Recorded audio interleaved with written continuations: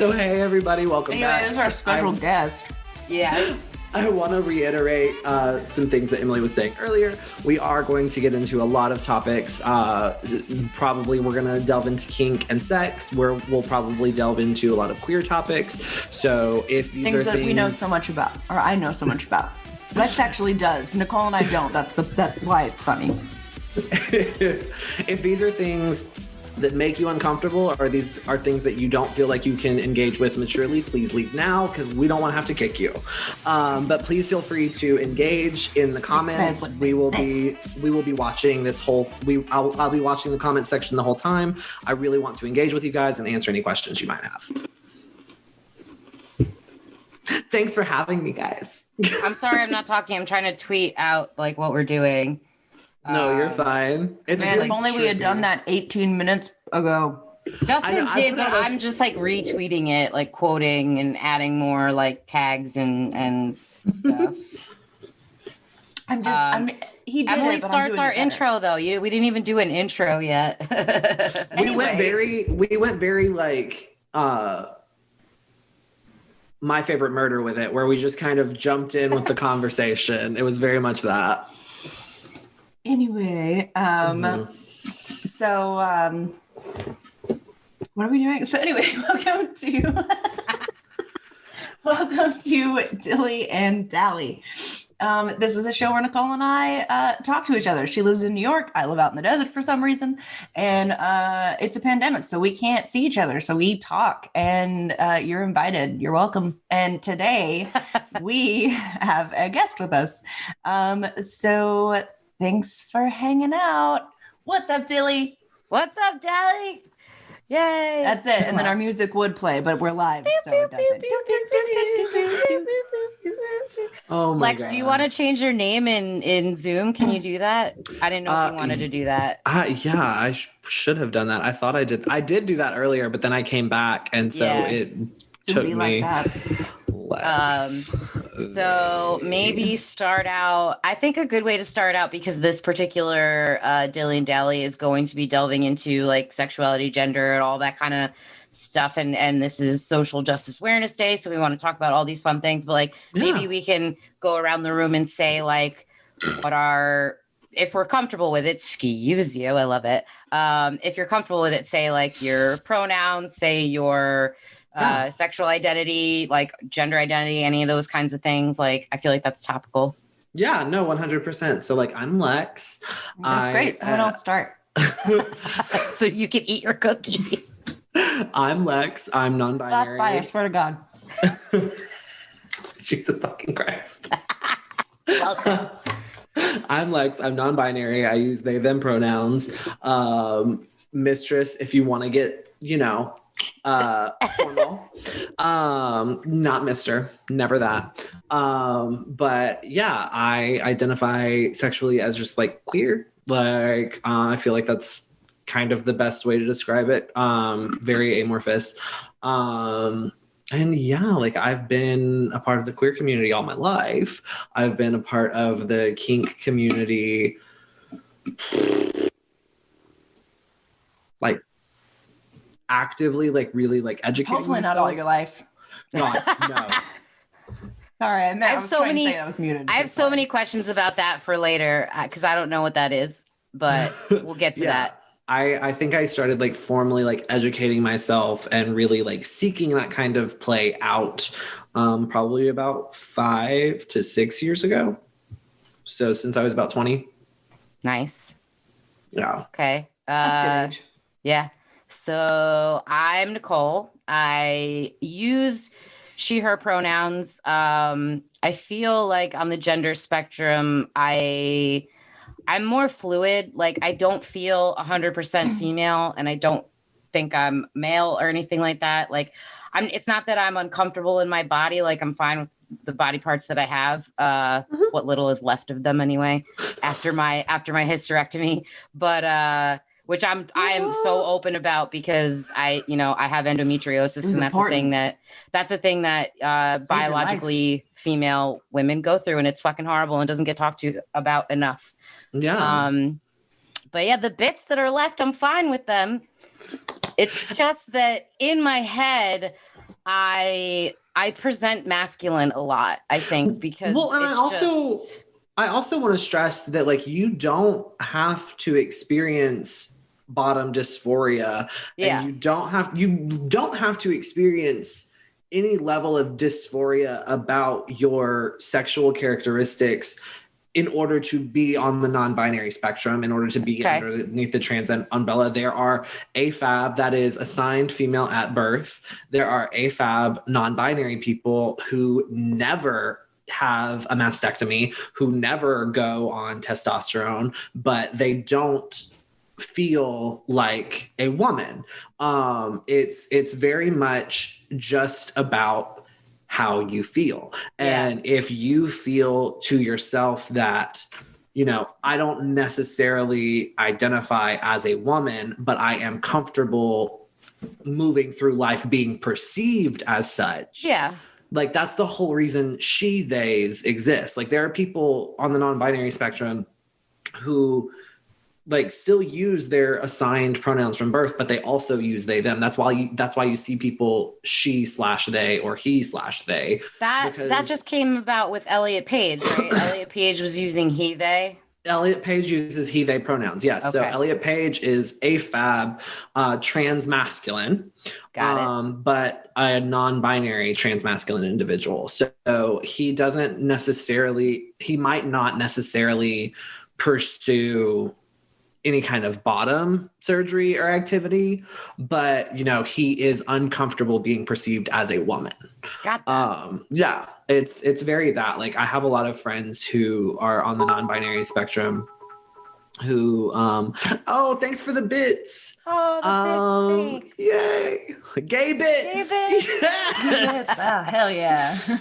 But yeah, it's very that. Like there's no one trans experience. There's no one non-binary experience. Just like there's no one queer experience. It's like it's interesting because like in my head, I'm sorry, I'm taking up a lot of time on this. But like in my head, I feel like I could do without all of them, or they could stay. Like I don't feel like anything, if that makes sense. Like it doesn't. Yeah. I don't care. I don't care if, you know, like I do like dude manly things or like I act manly or whatever those weird.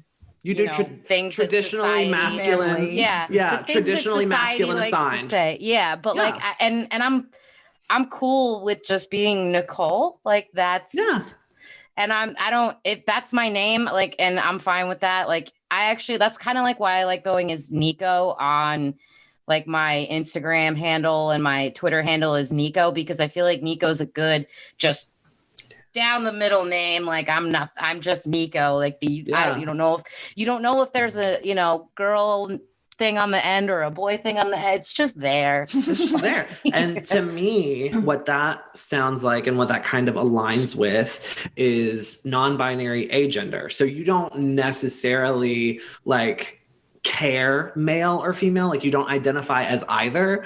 But you're fine being perceived as female. So it sounds like you would be non-binary, agender, she, they pronouns. Like, I like that. Not that you have to do any of that. But like, to me, like that's kind of what that experience speaks to. Okay. Thank you. And then sexuality wise, I'm real easy. Bisexual.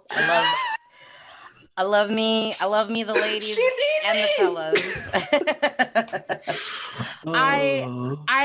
I'm leaning more towards pansexuality the more I find out about it, but I don't know enough to say that I would be in the pan community. So like that's questions I'll have later. So we'll open my mind up more. Yes. Emily. Really quick, I just want to say, Izzy, the answer to the question, what is Izzy short for at work? You just tell them, is none of your business. Period. And leave it that. Period. But anyway, I also want to say, before I forget, I feel like we should start some sort of show where Lex is kind of like not the sorting hat, but the gay scarf of sorting, where you tell them about yourself, they see into your heart, and they let you know, oh, this one's gonna Dawson did that for me years ago. Yes, when we were at brunch. Lex did that. Yes, Lex did that for me years ago when they came to visit me in New York and they stayed with me. We went to brunch with a few of his friends that were also here. And I asked Lex all these questions. I'm like, so I feel this way and then I feel this way. Like, what am I? Like, and Lex definitely did that whole sorting hat thing with me. It was like, this is where I think you don't have to do this, but this is what I'm perceiving from you, from what you're telling me. And I'm here. That's why anytime I ever have any sort of like questions like this, I'm glad we're doing this bit. Yeah. Because Lex is the first person I think of when it comes to finding out more about the community that I know I'm a part of. I just don't know enough about it and I want to educate myself. So thank you, Lex, for Absolutely. educating me. No, like it is so incredibly, it is such an incredibly personal journey. Everyone's journey with their queerness and their identity, like it's all extremely personal.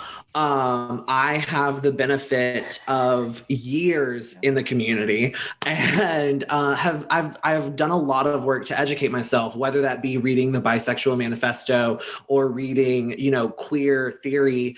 It's all about like educating yourself and also like just being open to sharing experiences. And because I, lived the life that I live of like people not believing me when I say things are true about myself. And when I come to reckoning with things about myself and people calling that into question, I don't ever want to do that to anybody else. I just want to be here to witness you and to like, if you need a hand, if you need vocabulary or things to understand it, I'm here to give you that because I didn't have that and it sucks. Like, yeah, I feel it. You're the best sounding board for this kind of stuff.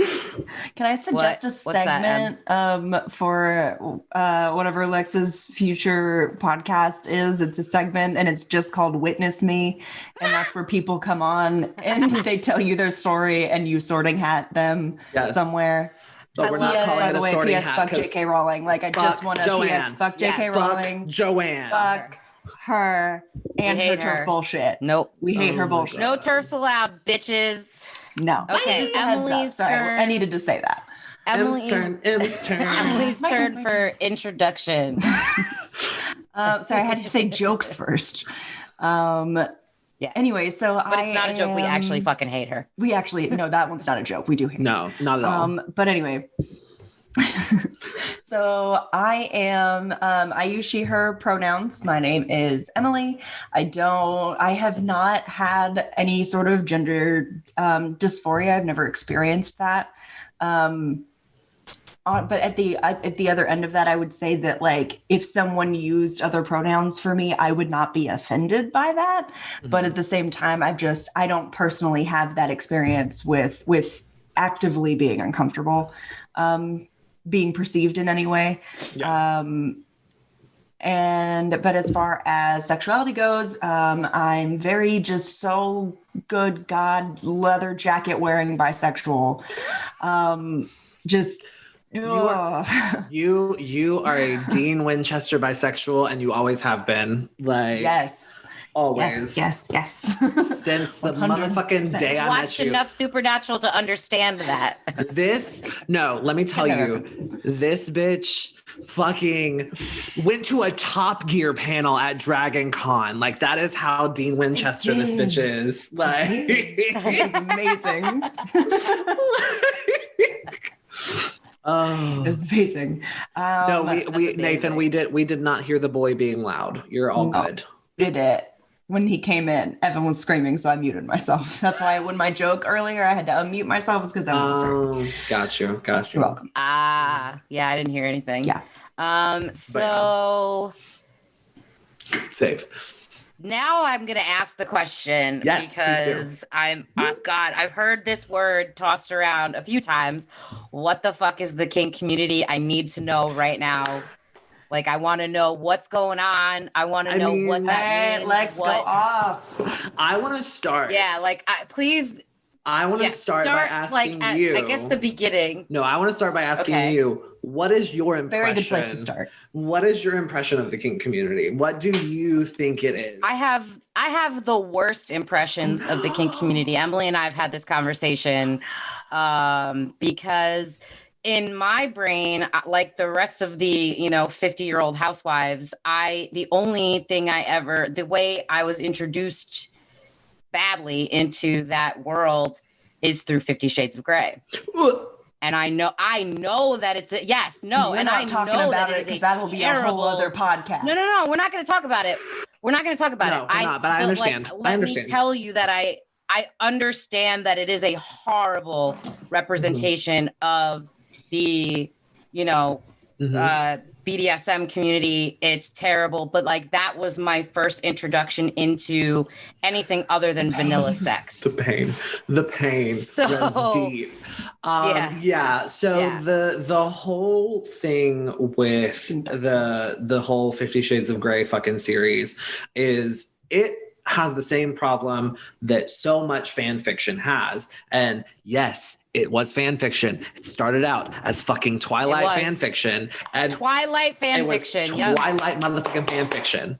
So number one, the thing that it's based off is bad to begin with. Like, don't get me wrong. I read every Twilight book as it was coming out. I devoured that shit. I thought it was the best thing ever. But then I grew up and had relationship experience. Yeah. And I said, no, Edward is abusive as fuck. Jacob sexually assaulted Bella twice. Like, this is not good. Yep. None of this is good. And that's not even getting on to the fact that, like, what she did with the Quelliot tribe. Like, this is a whole real tribe of people. That was messed up. Oh yeah. Ooh, that's a whole different thing. Yep. But yeah, it was bad. Oh yeah, no, and I agree. I was a big Twilight fan, and then I figured out how fucking horrible all of that was. No, it's fucking bad. But I like the entire kink community. Well, I can't say the entire kink community, but the people who are actually good people and practice safe, sane, consensual activity within the kink community hate 50 Shades of Grey. Like, I know that. And basically what 50 Shades of Grey did is it set up a whole bunch of people to get hurt. They're either going to like hurt themselves because they don't know how to safe practice. They, we got you, Lane. I'm going to be talking about things in a much more like educational standpoint. I figured this was more clinical than like racy. Yeah, like I'm not going to be talking about like actual scenes that have played out. We're not getting like not like that kind of graphic. I had questions just because I wanted to know, like in my head, like there are certain and the media, like we were talking about this before the actual thing went live. The media, whatever media it is, books, TV, movies, they every time pretty much get it wrong as far as I'm concerned. Like, as far as I know, they get it all wrong. So the things that I've seen and read and heard are in my head. I know they're wrong. And so I want to know what's right about, like what it really is. If you want to see a piece of media that actually handles BDSM and kink pretty well, there's a series on Netflix called Bonding. Heard of that? Yeah, it's I was gonna check that out. It's good. So in the first season centers around May and Carter, and May is a terrible dom. So like it and that's the whole point, right? So like May has a lot of unprocessed trauma, and that informs a lot of the ways that she practices being a dom. She also is a white woman who, has had a certain experience in life and has, been treated a certain way. And so she uses being a dominatrix to fund her college career, which is fine. But she also uses it to kind of exert the power that she didn't get to have earlier in life, which isn't necessarily a bad thing, but she's not doing it in a way that's as informed as she thinks she is. There's a lot of issues where she like steps over consent lines, and it's addressed. And like the whole second season of the show is nobody wants to hire her because nobody wants to let her work in their dungeon. Nobody wants to, you know, have her as a liability because she's a liability, because she does not practice correctly. And so I think that's a beautiful that's a really good like story arc to do. And yeah, like that's the thing is like at the end of the day, kink and fetish are just as varied as queer identity is, right? And so like kink, so to me, kink is an act, fetish is something not necessarily that same. Like somebody who's like really into hands, like if that's the thing that you're first attracted to in a person, like, oh, I love a big hand that's like veiny and kind of rough and callous, like that to me is a fetish. Like that's kind of because you're fetishizing that quality of a person. And you know, having a fetish is not bad. Fetishizing is the issue. That's where you have, you know, people who are, you know, specifically looking for trans women pre-op, or people who are specifically looking for Latinas. Like that's the issue. That can get toxic, is what you're saying. Exactly. So it's one thing to be attracted to something. It is another to reduce someone to the thing that you were attracted to. It's just like, when I wear makeup and things like that, and people hit on me, I am very cautious about that, because that can turn into me just being a fetish for them, me being someone with a penis who wears makeup and they like want me to wear makeup just to wreck it. Like, so like, I don't ever want to be somebody's fetish. Like, yes, absolutely. If you're attracted to that, that's cute, but I'm so much more than my makeup. And it only looks like this about 10% of the time. Like, let's be honest. But yeah, like kink is anything from as extreme as being suspended to as mild as a little bit of spanking or calling me a specific name in bed. Like all of those things fall under kink. So like there are a lot of people who have, you know, practiced kink without knowing that they've practiced kink, because it's not something that they're like actively like apparently looking for. I have then. So there you go. There you go. Without even knowing it. Yes.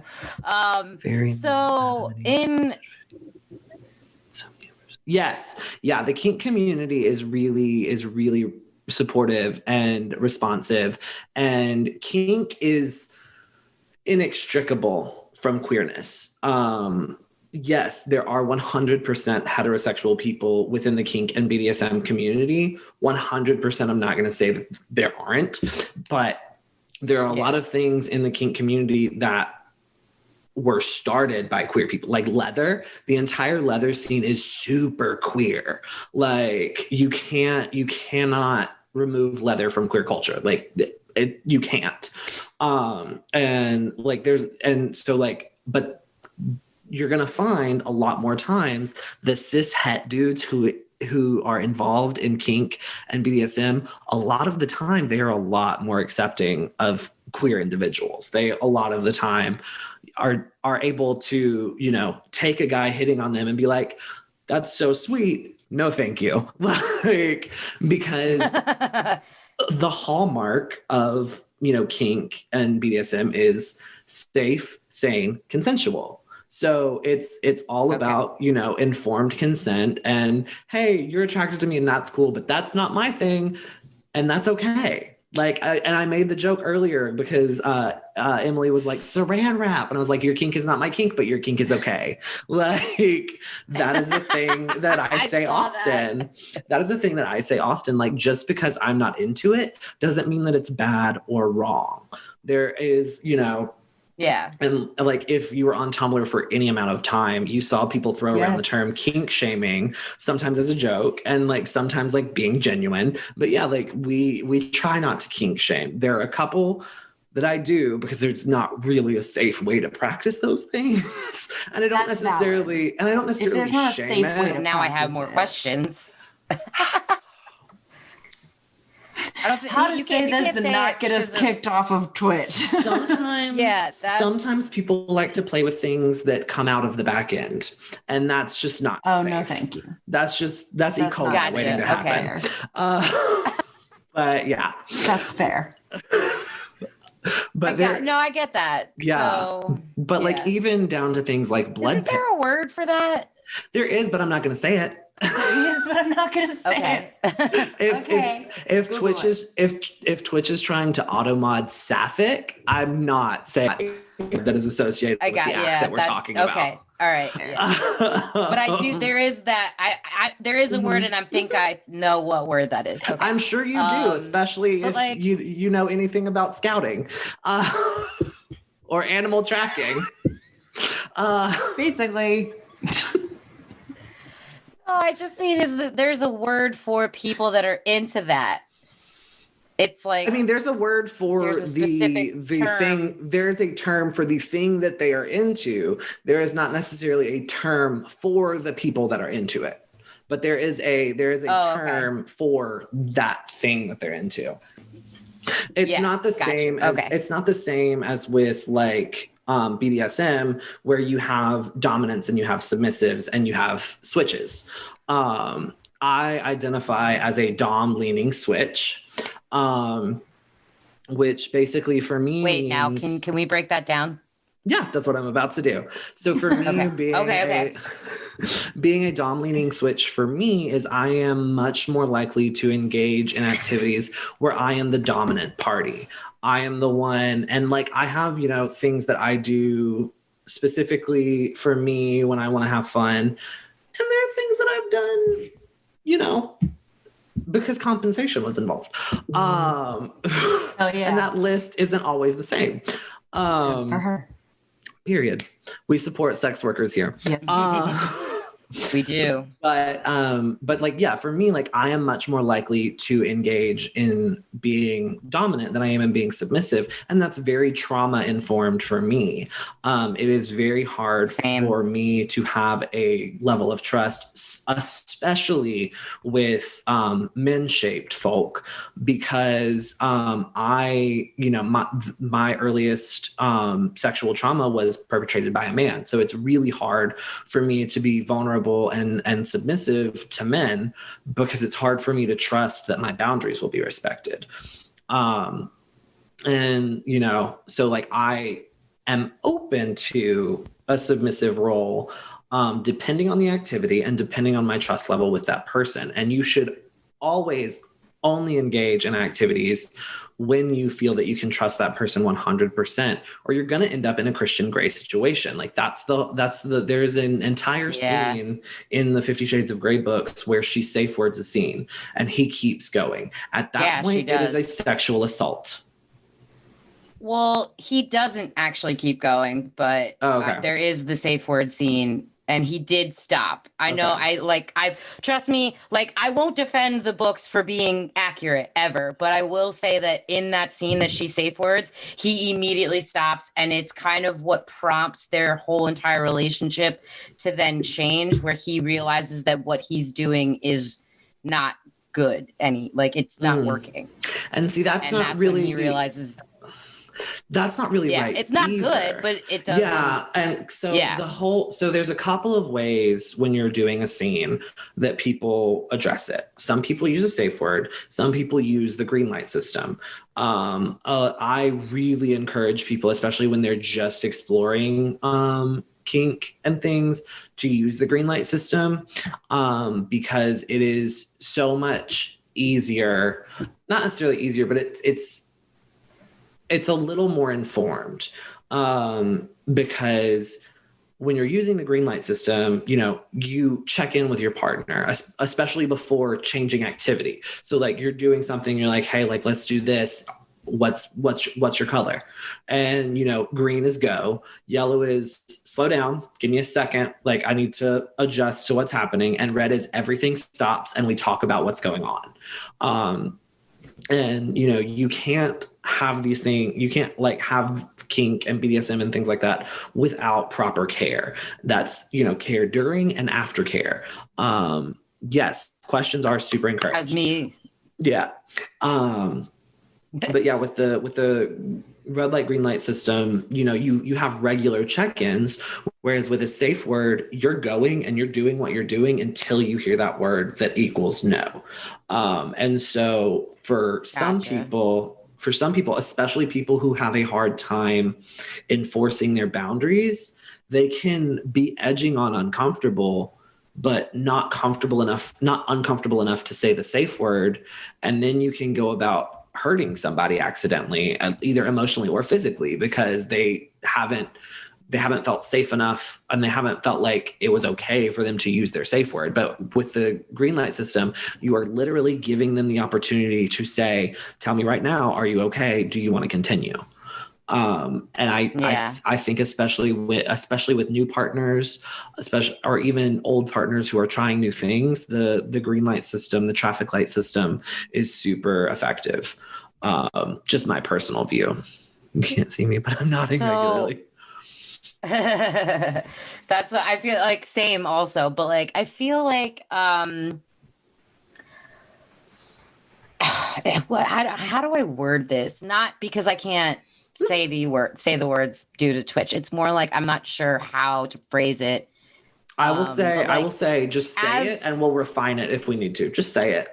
Just get it out there. Okay, so as someone who kind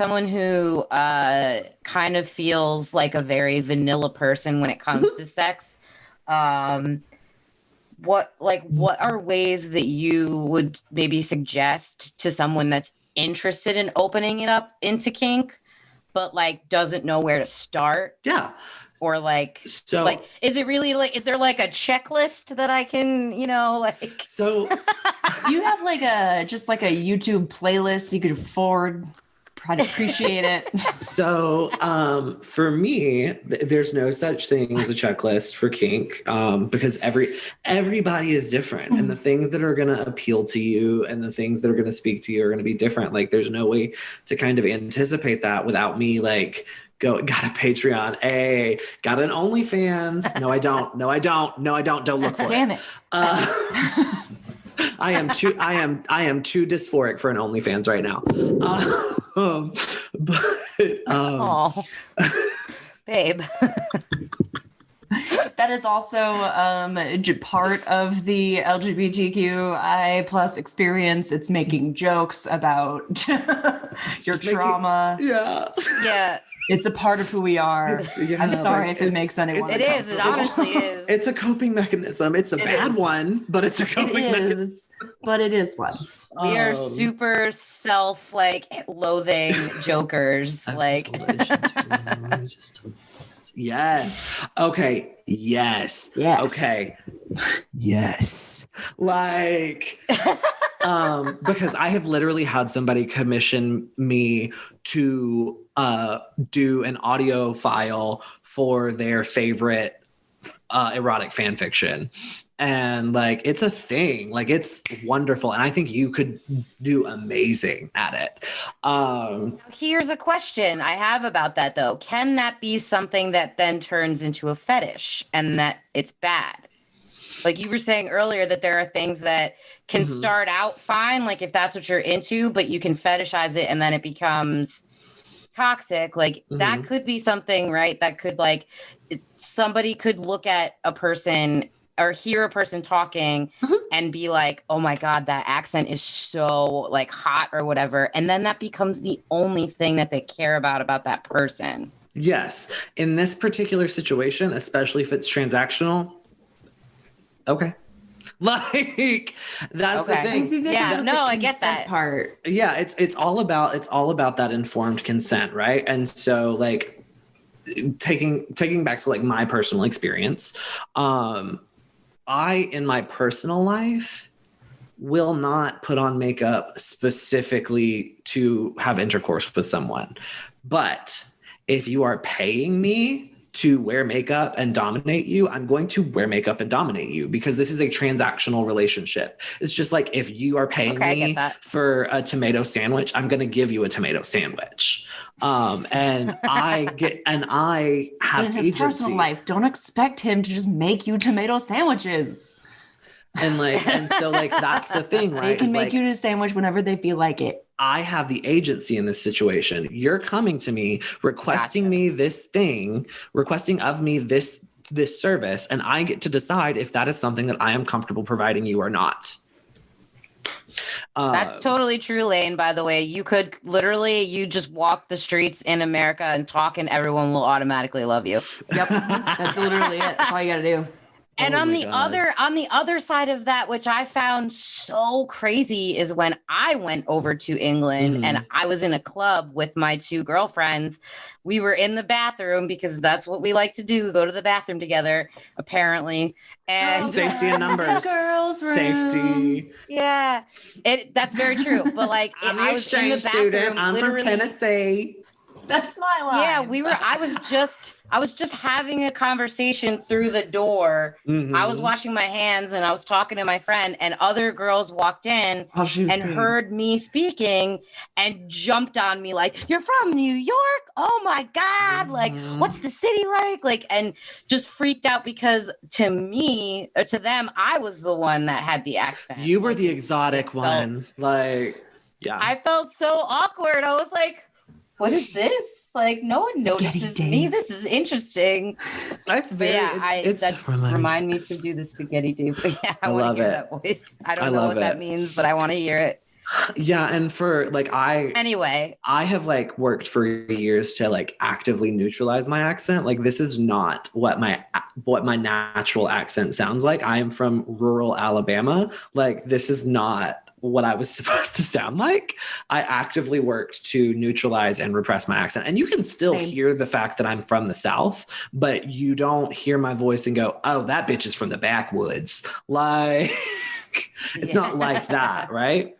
Same. And I think theater, y'all have dragged me for saying certain things, but y'all have dragged me for saying certain words that I can't help. Man, that New York is strong. No, because that fucking...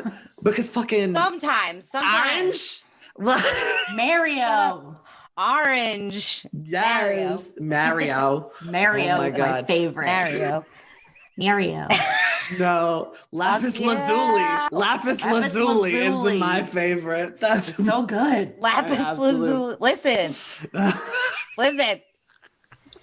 It's so interesting because the first time I ever saw that word, it was when I read the Vampire Diaries books a year before the series came out. Those are terrible, by the way. That's one of the only adaptations of a book where the show is better than the books. Shadowhunters. Those books are yes, that too. Oh, God, I love that show so much. Oh, I could talk about Magnus Bane for days. You will not. Oh, okay. Harry Jr. Okay. God damn it. That relationship is one of my favorite gay relationships of all time. Everybody in the chat. All time. You do not have to do this right now. Malik. You do not have to do this right now, but eventually I want you to go to YouTube and look up. Not right now. Not right now, but I want you to eventually go to YouTube and look up Malik Kiss No Music. It is my religion. It is my religion. It is so good. The year that you came to Comic-Con, the year before that, Justin, I hadn't gotten into Shadowhunters yet at that point, but it was 2018. It was 2017 or 2018. No. We were going to a panel. And we wanted to get good seats and get in there early. So we went and watched the two panels before that one. And it was a Shadowhunters one. So I was like this far away from all of the... Harry Shum Jr. was the only one that wasn't there. But like the guy that plays Alec, is it Matthew Daddario? Matthew Daddario. Mm-hmm. Yeah. Who is the only white man. He could be better looking in person, but like, dear Lord. Man, I don't mean to drag you guys kicking and screaming back to the topic. Yes. But I did not take my ADHD medicine this morning. You took your ADHD? This stream with y'all. Oh, you didn't take it. Okay. Okay, sorry. Anyway. So I can't go down the stream with y'all. I'll never come back. Got you. So we're pulling you back. Okay, here. We're here. Back to what my original question. So Oh yes, you want to know how to like maybe start introducing it. Like what's I would say you want to look up, you kind of want to look up kinky artists is where I would start. Like I would start at looking at illustrations of kink and of different acts. And beyond that, I would do reading. And I'm not talking about things like 50 Shades of Grey or anything like, I'm not talking about fiction. Yeah. I am talking about like look up cold, hard, educational books so that you can, you know, see what the practice is about and, you know, read on how to do it safely and informed. And there's a couple of good resources for that, none of which I can think of right now. And beyond that, like, talk to your friends that you know are a little bit kinky. Like, you know, talk to people who you feel comfortable talking about, you know, your deeper rooted stuff with, because and I want to stress this because a lot of people have the idea that everyone involved in kink and BDSM has some kind of deep trauma, and that's not the case. Do a lot of people use kink and things like that to process trauma? Sure. But so many other people just want to have a crazy good time. Like there are just as many people who are completely neurotypical, completely untraumatized in the kink community as there are people who are deeply traumatized. Like it's, yeah, I think that's where media got it super twisted with, especially with 50 Shades, is that the reason he is the way he is because he had such a fucked up childhood. And that's why anyone that's in the BDSM community is like that. Like their dominance because they experience something like, I'm like, that can't be true. Because I've like some sort of Napoleon complex bullshit. I know I've experienced trauma, and I wouldn't say that I was a dominant or a submissive. Like there are things that I'm not cool with. Like I'm not cool with being dominated, but I'm also like not someone that's like, I have to be the one that's like in charge of this stuff. Like it's not, you know, and I've experienced a lot of trauma. So like, it's not what's the phrase? Like, it's not like a but damn it, I can't think of the stupid turn of phrase. I mean, it's not a direct correlation. Like it's not that's the word, direct correlation. It's not a direct correlation. It's like weird. Just because you suffer some kind of trauma, especially like just because you experience sexual trauma, doesn't mean that you're going to get involved in kink. And it doesn't mean that that's going to inform your kink. Like for me, like I don't really let men dominate me.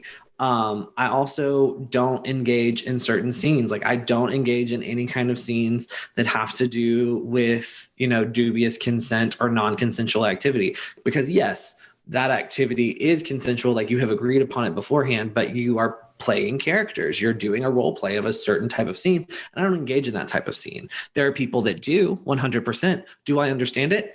No, but it's not my place to judge it. Like if that is something that you want, that's something that you want. And as long as you are engaging in it safely, making sure that all of your needs are being met and all of your safeguards and boundaries are being respected, then do what you want, queen. Like, I don't care.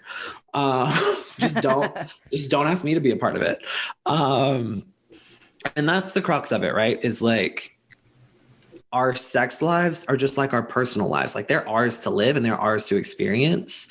And if I come to you asking, hey, do you think this is okay? Or do you think this is messed up? Like, then you can give me your opinion. But until I ask for it, like, I don't need it. And preach. And so like, that's what I would stress, like to people who are like entering kink, is like, make sure like you're having these conversations with people that you can trust and that, you know, respect you and love you and, you know, want to look out for you. Like there are definitely like knowing things about you. I would like say, you know, you probably want to avoid this until you've explored more. But yeah, like I think there are definitely aspects that you would very much get into. I think that you would probably like role play a lot. And like, that's the thing, is like, there are very mild forms of kink. Like there are like mild to wild. like yeah, I like that. Well, okay. So like now because you had asked me earlier, like, what's my perceived like what do I think kink is. So like just knowing what I've experienced sexually, like I've always thought of myself as super vanilla, but now that you're saying that it's a wider spectrum than I thought it was, you know, there's like, I've dressed up in outfits, like That's kink. You did it. Good job. So like, and see, I didn't think that was considered kink, because it didn't, in my head, it didn't register as something that was more than vanilla. Like it's still vanilla sex, but I'm putting on like, but that's role play. Like outfit. That's 100% I guess, role play. Like, I went to a thrift store with my ex a long time ago. This is weird because my husband's literally listening to this, but I still have it not like, somewhere. I think it is not like your partner did not have partners before you. Like, let's not sit here and play that game. I know that. So, and that's a thing that's really interesting about mine and Justin's relationship. And Justin's fine with talking about, he's, you know, fine with this, but like, he's more sexual than I am, more sexually experienced. He's had more partners. He's also pansexual. So he's experienced. I've never had full on sex with a woman. I've only done sexual activities with a woman. So but I know I'm bisexual. Right. So it's never been just me and a woman. It was me and a woman and a man. And it does not each other. It wasn't. And we had tea. It does not matter if you had never touched a woman. You don't have to have ever engaged in any kind of sexual activity to know that you are queer. Like all that it takes is you experiencing that attraction and identifying as such. Now, 100%. And I didn't know that for a long time. At all. I didn't know that I could call myself bisexual without ever having really experienced like truly being with a woman.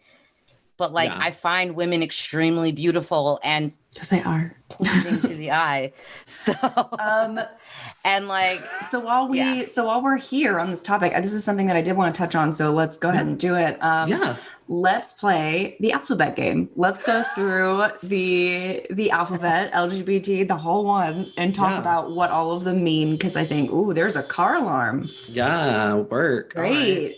Right. They heard we were talking about it.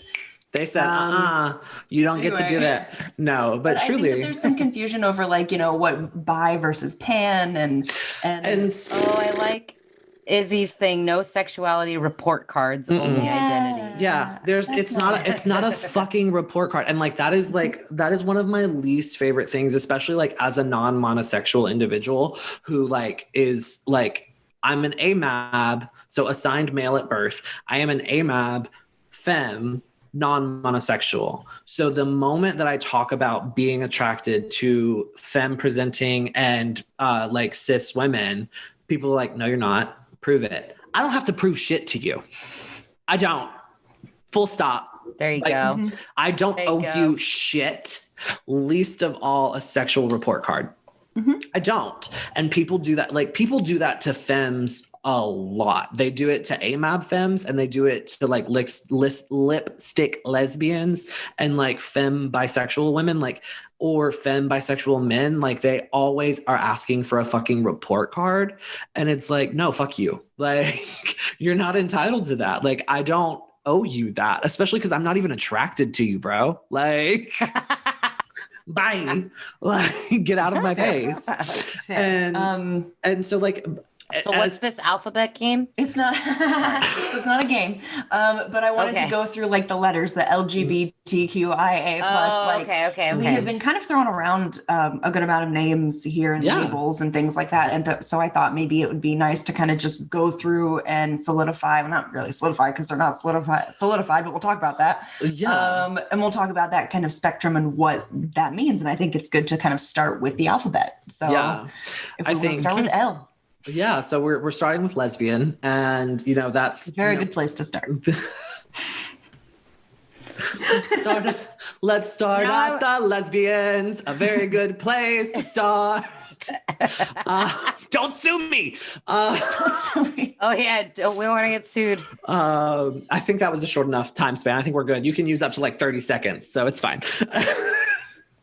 So lesbians, like from what has been perceived throughout culture and our stupid society, it's like you play softball, you you dress like a lumberjack, you know, and it's like I hate that. The only thing that is required, I sang too good. Shut the fuck up. The only thing that is required to be a lesbian is that you identify as a woman, and you're exclusively attracted to other women. That's it. That's it. That's it. There's Full no stop. there's no checklist that you got to tick boxes like no, and it's and the thing of it is like, and I ran into this the other day. There's so many lesbians. It can be like always right, and it's like, somebody the other day, some straight dude, some cis het dude was like, trans women prefer straight men. First of all, you're not trans. You don't get to speak on the trans experience. Second of all, just because you fetishize trans women and think that they should jump on you because you deign them attractive is fucked up. Mm-hmm. And third of all, that says more about you, bro. And like, third of all, trans lesbians exist, trans bisexuals exist, like trans asexuals exist. Gender and sexuality are two completely separate things. Like your gender identity and your sexual identity don't necessarily have to do with each other at all. Like for me, I'm non-binary and non-monosexual. So it's like they kind of do affect one another, but also not at all, because they're both just kind of amorphous. Like I'm everything and I'm into everything, so it doesn't matter. But Lane, you will remove my flannel. Genuinely, I have been told, like when I was a teenager, like I said earlier, like I've never really felt like I belonged male or female. So I dressed very tomboyish. Fucking hate that. And there was a girl once that came up to me at a show that I was at and was like, I'm into you. Let's like hang out. And that was before I figured out that I was also into girls. She wasn't attractive anyway, that I would not have done anything with her anyway. Whoa. But she was, you didn't have to roast her like that. Listen, she can't even defend herself.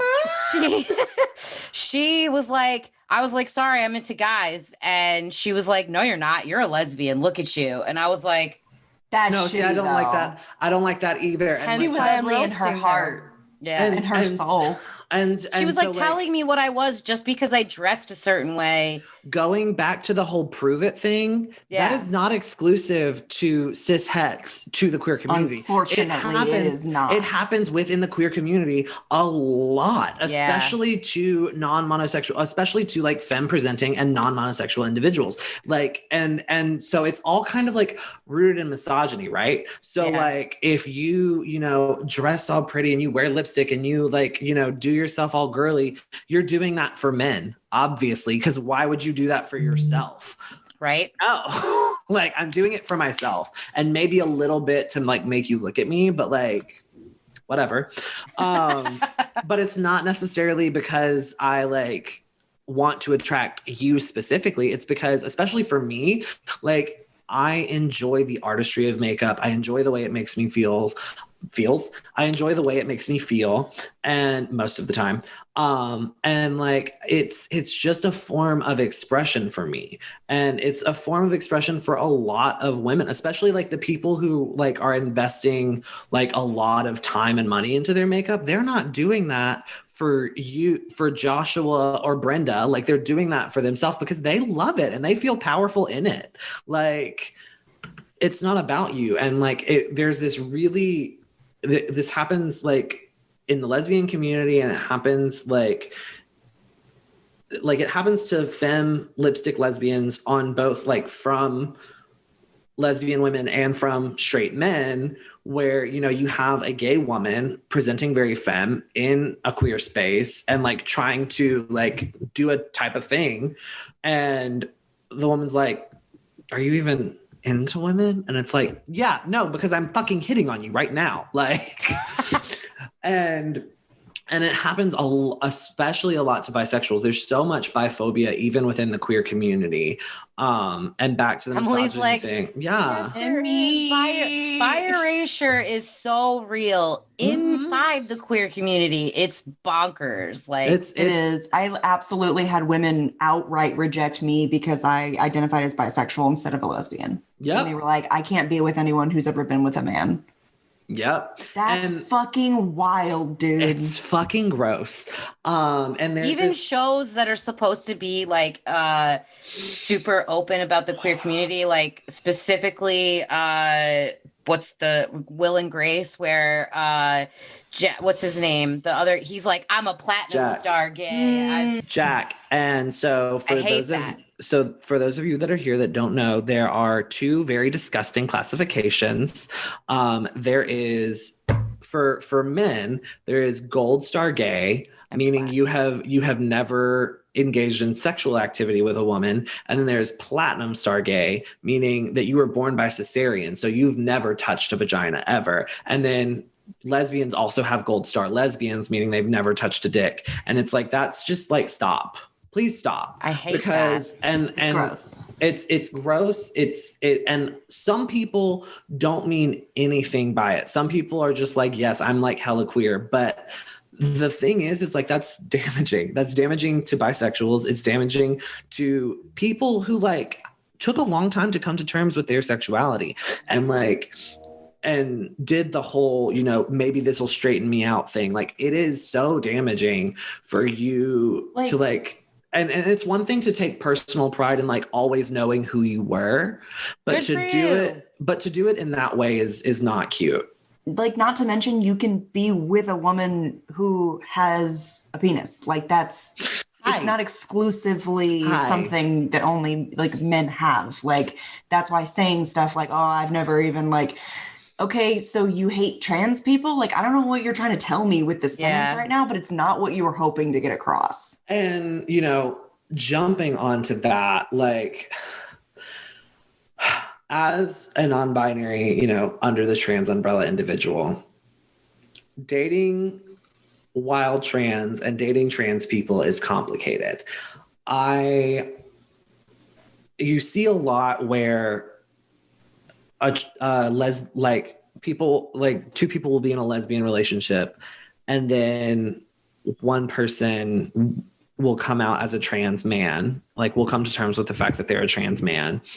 And it is 100% okay if that means that you no longer want to be in that relationship, especially if it has to do with that person wanting to pursue a lot of transitional activities, because genitalia is a factor in attraction for a lot of people, and that's fine. Like, it is okay if genitalia factors into your attraction pattern.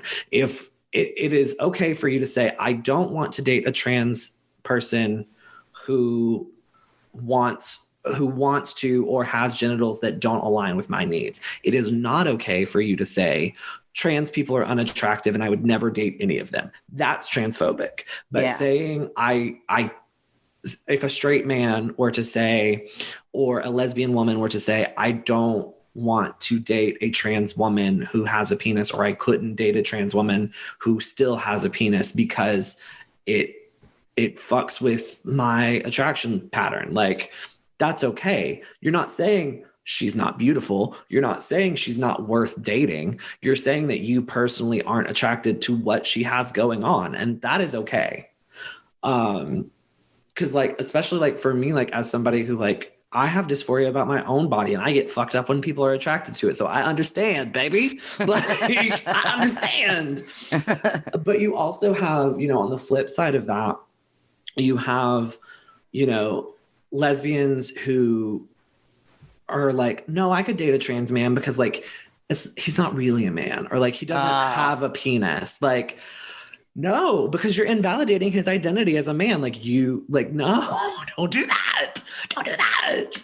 Like, it is 100% okay for you to say, no, I would be open to dating a trans man who did not experience bottom dysphoria, because that exists. Like, there are trans men who like they take their tea and they're good with the growth that they have and they're fine with you interacting with that area. Like, that's fine. Like, if you're open to that, that's fine. But invalidating his identity by saying he's not a real man, or, I'm okay with dating him specifically because he has a vagina, like, that's where it's like, no, that's trouble territory. And that's another thing that the media gets wrong, and why I don't like stories specifically centered around coming out, is because they frame that as kind of the climax. They frame, the act of me saying, this is what I am, as the end, rather than the beginning of a much longer journey. Because which should be. Especially with queerness, our identities are so amorphous, and our identities are like always evolving. Like, I used to identify as a gay man years and years later. Okay, no, I experienced too much attraction to other genders to call myself a gay man. So like, I'm queer. And then come to find out, a couple of years later, I'm not even a man. I'm non-bi. Like, the journey with queerness is so much more evolutionary than being cis het, because you're the default when you're cis het. Like, this is what you are, this is what you always are. And so especially when straight people are writing those stories, or we're trying to relay these stories to straight people, we frame it in that kind of mindset so that it'll be easier for them to swallow. But honestly, they can choke. Like, this is something that is super complex, and it's something that deserves to be understood and respected. And we do ourselves and the community at large a disservice by simplifying it in those ways. And I'm not saying that every narrative needs to, be super complex, because yes, for some people it's, nope, I'm a cis gay man and whoop-de-doo. But then within that, you discover what kind of gay man you are, right? Because then we get into, what is acceptable for you to experience. And there's so much misogyny and internalized homophobia in the gay community. Like, we were bullied and ostracized for our feminine traits. So for so many gay men, like, they reject femininity super heavily because that's, wrong and bad, and the thing that like was a signifier to the people that fucking bullied me. Whereas like, no, like, if you're not feminine, if you don't enjoy those activities, that's fine, but don't preclude yourself from exploring it just because you're afraid of what fucking Anthony has to say about it. Like, you owe it to yourself and to the people who gave you your rights to explore those things. Because the whole reason that queer people have the rights that they have is because of trans people of color, femmes, and butch lesbians. Like, those are the people who gave us the rights that we have today. I love that. Yes. Like, yes. The first Pride was a riot. And that's started it too. By the trans people of color. And that's the thing, is like, the first pride was a riot, and then it was a fucking funeral march. Yeah. Like, it was literally like, it has become a celebration in the past, 30 years, 40 years. But the first pride was a fucking riot.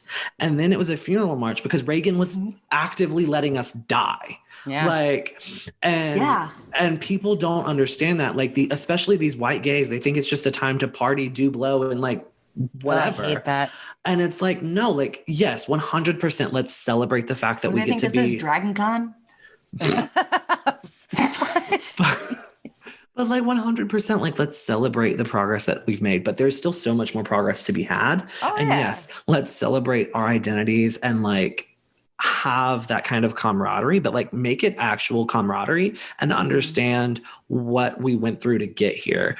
And I don't mean in the RuPaul way of like, know these references, because that's one thing that really drives me up a wall, is when older gay men want to refer to like Paris is Burning as gay history, or they want to refer to Priscilla, Queen of the Desert, like being able to reference that media is gay history.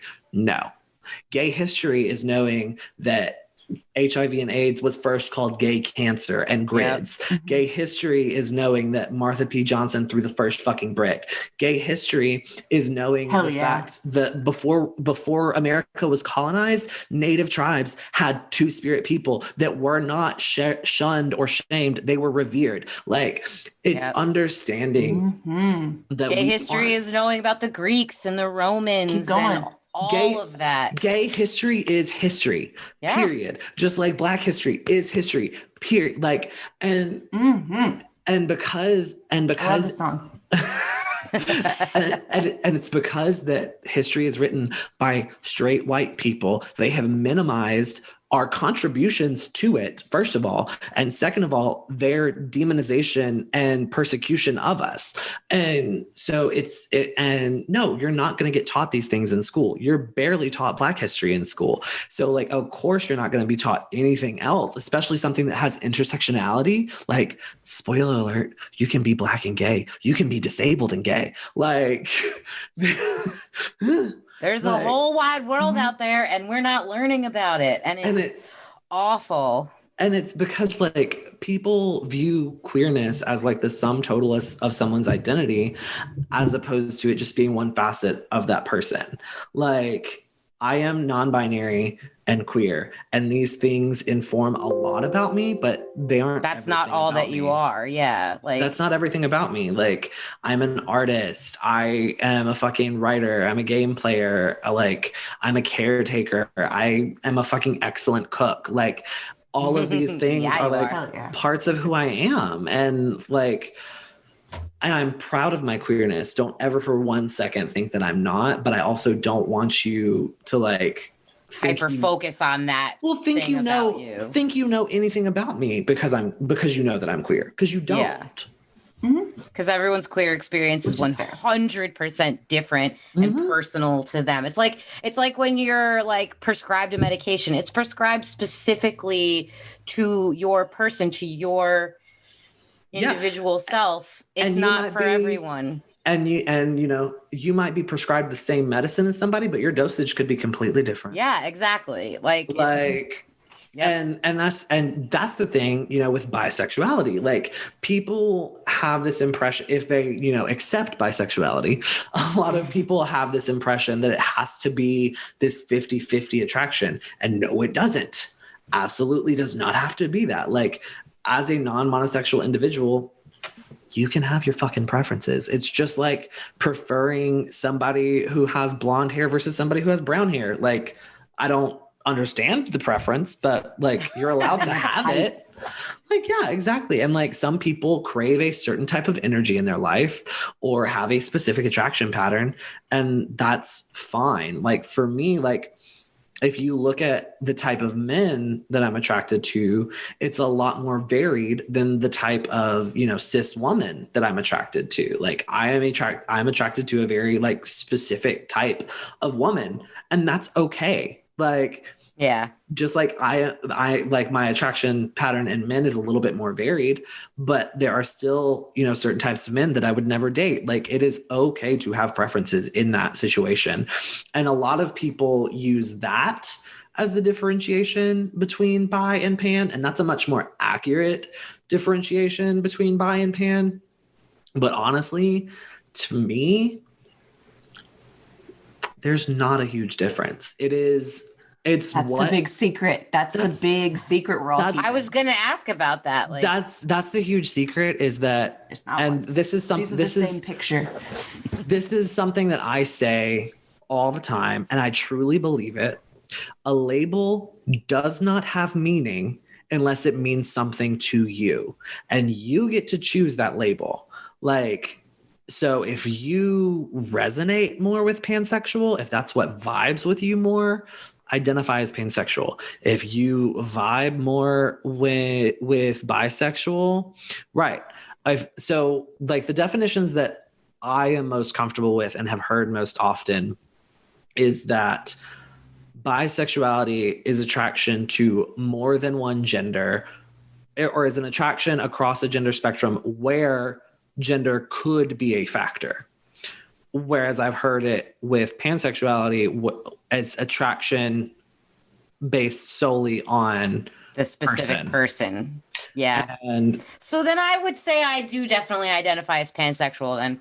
Which is fine. Because that's really what it all boils down to for me, is that it's not, I don't care what you are. I care about the type of person that you are. It's about your character. It's about your personality. It's about if I vibe with you on, and the same, like, it's kind of like with friendship. Like, it's almost the same exact thing. Like, I could literally be friends with anyone as long as I find that person to be a person that I want to spend time with. So, like, I'm going to look at it like that from now on, as far as like sexuality goes. And for me, the reason that like that's not a super important distinction to me is like there are bisexual people who are absolutely like that. And also using that specifically and because there's also demisexuality, which that's me. Demisexuality is inside of the asexual spectrum where so excited. I got too excited. Where you do not experience sexual attraction without a deep emotional and mental connection. I just found out about this like over like the last year because my friend was updating their dating profile on the three. Yes. Yeah. The three. Yeah. It's 100%. And like, for me, as far as like pansexuality and bisexuality, they have a lot more overlap. To me, like, bisexuals and pansexuals in my like personal anecdotal experience, because I don't identify as either. I just identify as queer. But to the other like non-monosexual people that I know, a lot of the people who identify as bisexual and pansexual can experience sexual attraction without a very deep emotional connection. Like, a lot of the people that I know that identify as pansexual, Emily's like, that'd be me. A lot of the people that I know that identify as pansexual need to at least have like hung out with you for a good amount of time before they decide if they want to sleep with you. But, you know, again, all of that is extremely personal. That's what I found out. Like, it was about, I want to say it was like right around the time that a little bit before the apocalypse started. But in the before times, my friend was updating before Corona. BC, seriously, they were updating their dating profile. I cannot remember which specific site. I think it was Plenty of Fish. And Plenty of Fish or Match or You absolutely do not have to, Lane. Like, and that is the thing, right? Is like, I know a couple that there are two women who are a couple who now have a child. And one of the women in that couple has literally never been in a relationship with any other woman, has never been attracted to any other woman except for her wife. That's it. And like, so that's the thing, right? Is like, attraction is so weird. Like, it is weird. It's weird and it's personal. And like, sometimes you are so much one way, but then that one person will come along and like only for them. Like, and that's fine. You know what's a great example of that is Emily, I got you into the show, but the bold type with Kat. Kat specifically had only ever been with men, and then she met Adina and was like, okay, yeah, I see you. Okay. And then once in like throughout, I don't want to spoil anything, but like she discovers more about her sexuality even deeper in the community, and they do a whole storyline that, if you're wondering that one, I don't know what that means. You don't need to prove anything. That's totally true. No report cards here. Report cards here. There's actually a storyline in the show, The Bold Type with Kat, where after her and Adina have broken up and she's like exploring her relationships after Adina, she goes to a party with their lesbian friends, and this is after Kat has realized that she is definitely bisexual, and Adina like shames her for it. And then later they have a conversation about it, And I cannot remember the fashion head's name, Sutton's boss, but he helps Kat realize, like, I'm a gay man, and like I don't think that you're any less queer just because you like men and women. Like, it was that was the first time I'd ever seen bi erasure even talked about, and also been like 100% full stop. That's not okay. Yeah. For there to be, and that it does exist in the queer community, because it was a lesbian woman telling a bisexual woman you can't be both. You have to be one or the other. Like, and then they were like, no, that's not fucking okay. Yeah, because it's not. And because at the end of the day, what you are doing is the same thing straight people did to you when they told you you couldn't be with a woman. Yeah. Like, you are trying to police someone's sexuality the way that they tried to police yours. Which is like, that's what boggles my mind about it. Like, you know what it's like to be discriminated against. Why are you then turning around and discriminating one of your own? Like, I think part of it has to do with like, it's a gatekeeping situation where it's like you have been excluded for so long and you finally found this group of people. You want to keep that a safe space. And so you feel the need to gatekeep it. And that can get very toxic. And it also has to do, and I touched on this earlier, I can't remember. I think we were like actually live at the time. It has to do with like passing privilege and the fact that like passing isn't a privilege. Like, it doesn't matter if you can pass as straight or pass as white. Like, it's not a privilege to do so, because a lot of the times it alienates you even from your own community, and you get the sense of not belonging anywhere. And so basically what happens is like, there's this like animosity, whether it's conscious or subconscious, there's this animosity that a bisexual person in a relationship with someone of the opposite sex does not experience the same discrimination that we do as very obvious queer people. And that's not okay. Like, yeah, that's their life. That's their experience. They're not sitting here trying to tell you that they understand everything you've been through. So it doesn't fucking matter. Like, that's the thing at the end. Like, I had this conversation with somebody who was like struggling with their gender identity and feeling like because they're comfortable with she, they, and because they're comfortable being perceived as a woman, that they, didn't want to like take up space in the trans and non-binary community. And here's the thing, at the end of the day, if you aren't trying to speak on things that you don't understand or experience, you're not taking up space. That's valid. Yeah. Like, if you aren't infringing on an area that you don't know shit about, if you aren't trying to speak to an experience that you don't know, if you're not trying to claim something that isn't yours, you aren't taking up space that doesn't belong to you. Yeah. If you are just a person who is experiencing attraction across the gender spectrum, you're queer. There you go. And whatever label you want to put on that is your decision, but you are queer. Full stop. End of story. Yeah. And if you want to call yourself queer, you have every right to do so.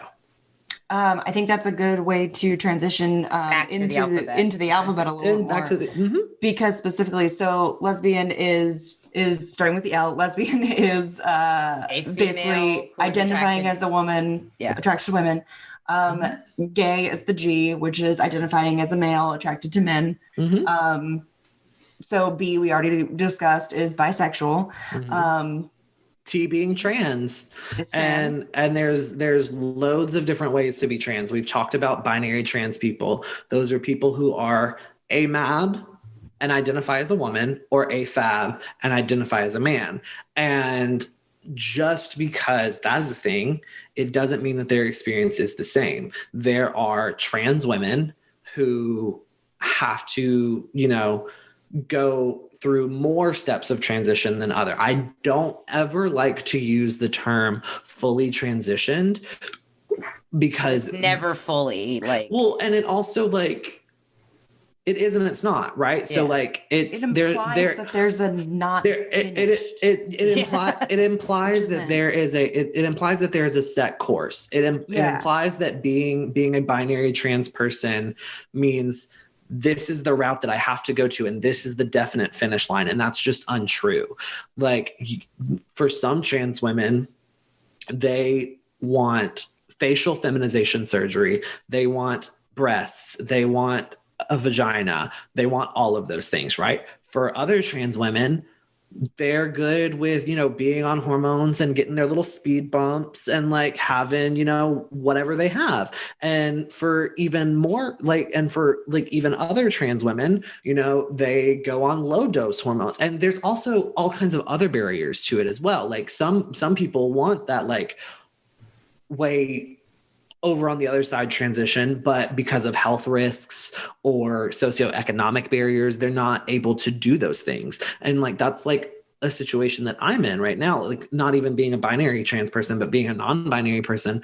I would love to go on some like low dose hormones to like keep myself from developing so much fucking body hair and so much facial hair, and to like feminize the way that I gain weight a little bit more, because I gain weight like a man. Like I gain it in my stomach and I like it just sits right here. And like I don't like I have a cute little waist, but I have no hips. And like so like, my ideal body, I am, from here down, no hair.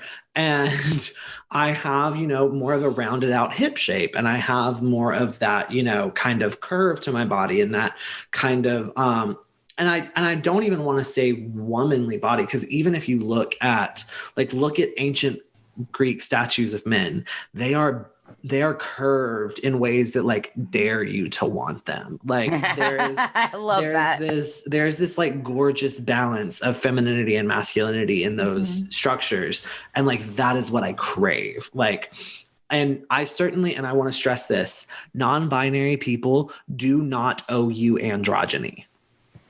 They don't. That's good. Like they do not owe you androgyny. But me, for myself, I want androgyny. Like that is what I want for me to feel comfortable in my body. Okay. But yeah. So the trans experience is just like any other experience. It's not an all eggs in one basket kind of thing. It is like, it could be completely different and go in different directions and be. There's a reason we choose a rainbow. Yeah. Right. Yes, our whole thing. No, exactly. Like, and also like when it was first made, like those colors represented like specific ideals. Like the green was like nature and growth, because we are natural. Like we are, a part of nature. Countless animal species experience homosexuality. So fuck off. So if we want to move, sorry, I don't mean to move us too quickly, no, it's but okay. I just don't want to make sure we get through everything. What's after T? So moving on to Q. Q is. So I want to speak on Q for a second. Q is queer and questioning. And that's the thing is like, that's the thing about like being accepting, is that like, so people like me, like I identify as queer. Like I don't identify as, I like will identify as gay using the royal gay, which is a term that I coined. I love that so much. That day was the best day ever when I saw that post, the royal gay. Yeah, so we use the royal gay. And it's that thing of when I'm gonna go Stefan for a moment. It's that thing of when it is that thing of when, a bisexual person is like, I'm too gay for that. Like it is yeah, that it is the royal gay encompassing all non-straight. Yeah. Encompassing all non-straight identities. But yeah, so like queer and questioning, people who question their sexual identity or gender identity need a safe space to do that. And that is why they are included in our acronym, because they need to be met with resources and with, love and acceptance. And, if you do this thing and find out, no, I'm actually straight, but like, that's fine. But you still had that that space, that area, the community to help you realize that. And I want to stress that it is not ever okay to use someone as an experiment. If you are, and like I have had this happen, a couple of different ways. But I was processing a lot in high school, and by processing, I mean not processing and avoiding. And so I would, get intoxicated on different substances at parties, and I would, sleep with the closeted football players and do this, that, or the other. That sounds like a trope. Like, honey, I'm a walking trope. Oh man. But, that was my experience, and that's what I did. And like, I was wrong for avoiding what I was avoiding, and they were wrong for using me the ways that they used me. But I have also had the experience of, dudes that I'm pretty good friends with, or that are friends of a friend, and that come to me and are like, hey, I've been having these thoughts and like thinking about these feelings, and I kind of want to explore them. Like, would you be down? And like, that is the way to do it. Like, that is the way to be like, I don't know. I'm experiencing this. Someone that you know. This is not a stranger that you are messaging to be like, hey, you down? Like, no, this is like a friend. You are comfortable with this person. Mm-hmm. And I mean, at the same token, like if you are,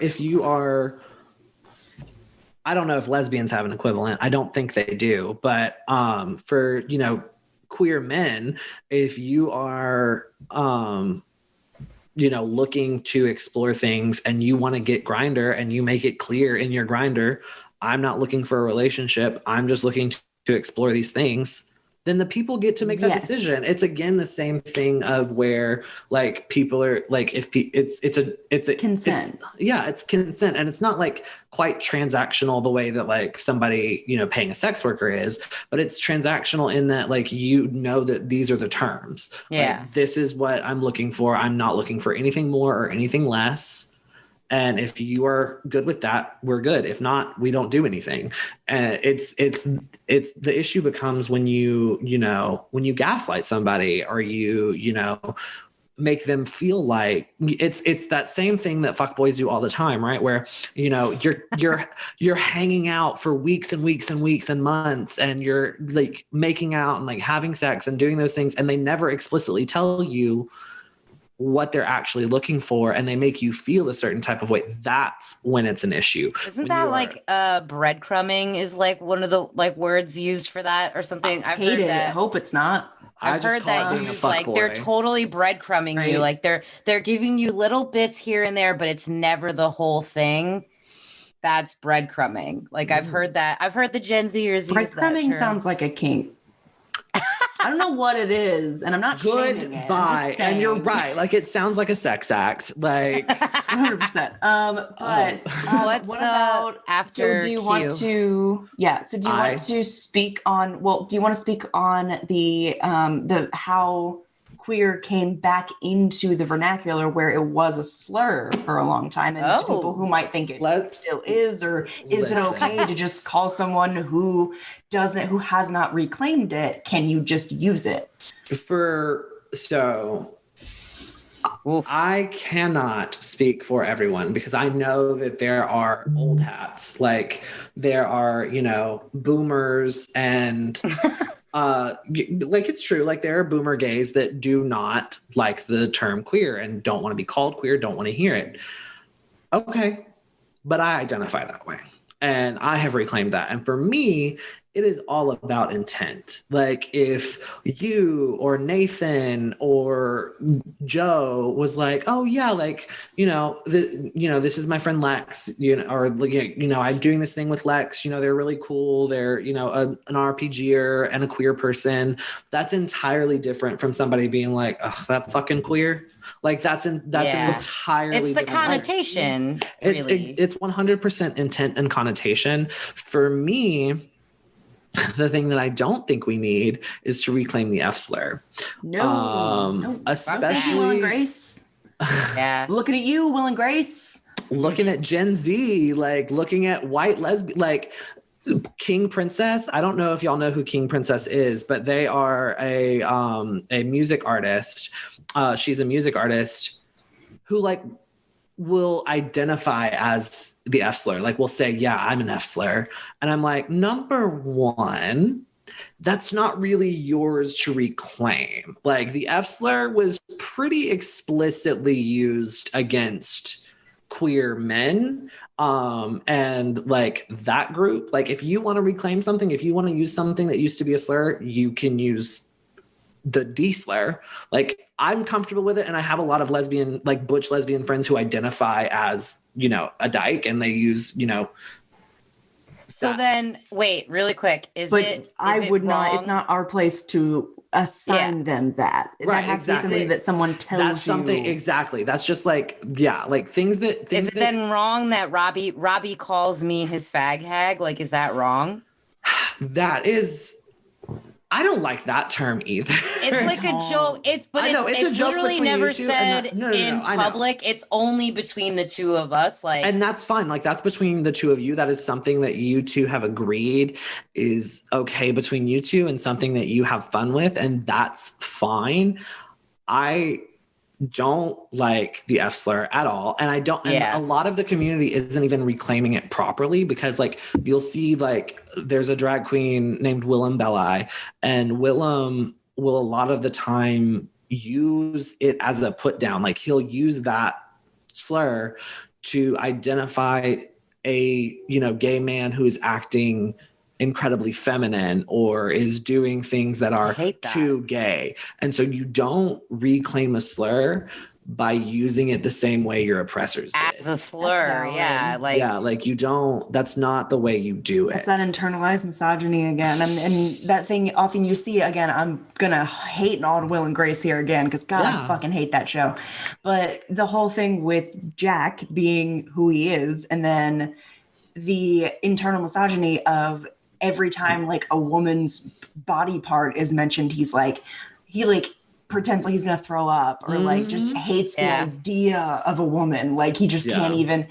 That's weird, and that's not a thing. And it's also in the lesbian community also a thing, like where if you act too feminine, it's like, oh well, can't, you know. And there's also hatred for men in general. Like it's a very weird dichotomy of being in that community and being like, we want to be so far the other direction, we are going to actively be misogyn, be sexist, be misogynistic about it. And it can get toxic. It can very much get toxic, but there's also so it's this like fine line, right? Because it's the same thing of when, you know, Black people and people of color are like, God, I can't stand white people. Like they're obviously not talking about, right. But they're obviously not talking about every single white person. Just like when I say, fuck, I don't want to see a straight person. Like, I don't want to be around straight people. Like, obviously I'm not talking about every single straight person. You mean, right. Yeah. And the fact of, and I have explained it like this before, is, straight people, just like white people, get offended by that and they, you know, get up in their feelings about it because they aren't thinking about my experience and my lived experience in my entire life. My default is not to trust or feel comfortable around straight people. I have been assaulted both verbally and physically just for being alive in a space that they didn't think I belonged in. And so when you're inviting me to a straight bar, I'm probably going to say no. Like, unless I know a lot of people there. And even if I go, I'm not going to be out there with you all night because I don't feel comfortable. I don't feel safe, because at any moment, and it doesn't matter. Valid and fair. And so it's the same thing with, you know, people of color, specifically Black people, when they're at a party and it's like all white people, they don't feel comfortable. And like, that's valid. Like, whole ass, if I am at a party and there's only white people there, I am not comfortable as like a person and a woman maybe, but like I am not, like, whole ass, if I look around and there's not a single person of color, I have fucked up. Right. I am in the wrong room. Right. I don't know how, but I fucked up. bringing it back to queerness and like just to like point at, you know, the lesbian community specifically, like it's one thing to be like, God, I don't want to be around men. Like, I understand, girl. I understand. Like, I regret that I'm attracted to them, but not really, guys. I'm so sorry. But no, like I understand, especially the whole culture around straight men fetishizing lesbians. Like the majority of lesbian porn, especially what's out there for free, is not made for lesbians. No lesbian has an acrylic this long using it on their girlfriend. No, they don't. I had to ask. Sorry. Can I also just say, I'm not going to get graphic Twitch. I swear to God, I will not. What is this emoji? It's a skull. It's a skull. Lane is dead. Oh, it took me a second. I thought it was like a weird snowman for a minute. Like not to get too racy, and I'm not Twitch, I swear to God. But I want to say the first time that I watched a lesbian film, educational film that was made not for the male gaze, blew my goddamn mind. Like, and that was what I was gonna mention. Yeah, I was like, I was gonna mention that. This is what it's supposed to be like. And I like lost my whole mind. That's what I went down. I was like 16. I went down this rabbit hole where I was like, maybe I am attracted to women, but also like, what the fuck? This is different. And like, again, first experience with a woman as opposed to a man. This is different. This is not, different. It's not just like a different, it's all the same in the dark. No, it's fucking not. Let me tell you, everyone is different like a snowflake. And I asked Emily, I think it was like maybe like 2 years ago now, when I was kind of coming to terms more and more with my bisexualityness and all that stuff. I've never been a person that's watched porn. It's just not something I've ever done. I just wasn't like we were talking about this earlier. Like I can go without sex. It's not like, so I definitely feel like I am on the asexual spectrum, but, and it's because of that. It's because I never looked at sex like something that had to be, I don't need to watch other people doing it. That's not my thing, but I was curious about it. So, and I specifically asked Emily, and Emily sent me her it was your favorite female film. Lesbian film that she just mentioned that was not made for the male gaze. Just a little bit of sapphic cinema. I had the same exact reaction. Like, this is what it is. Like, oh my God, wow. Send it to Lane. Listen, I got you.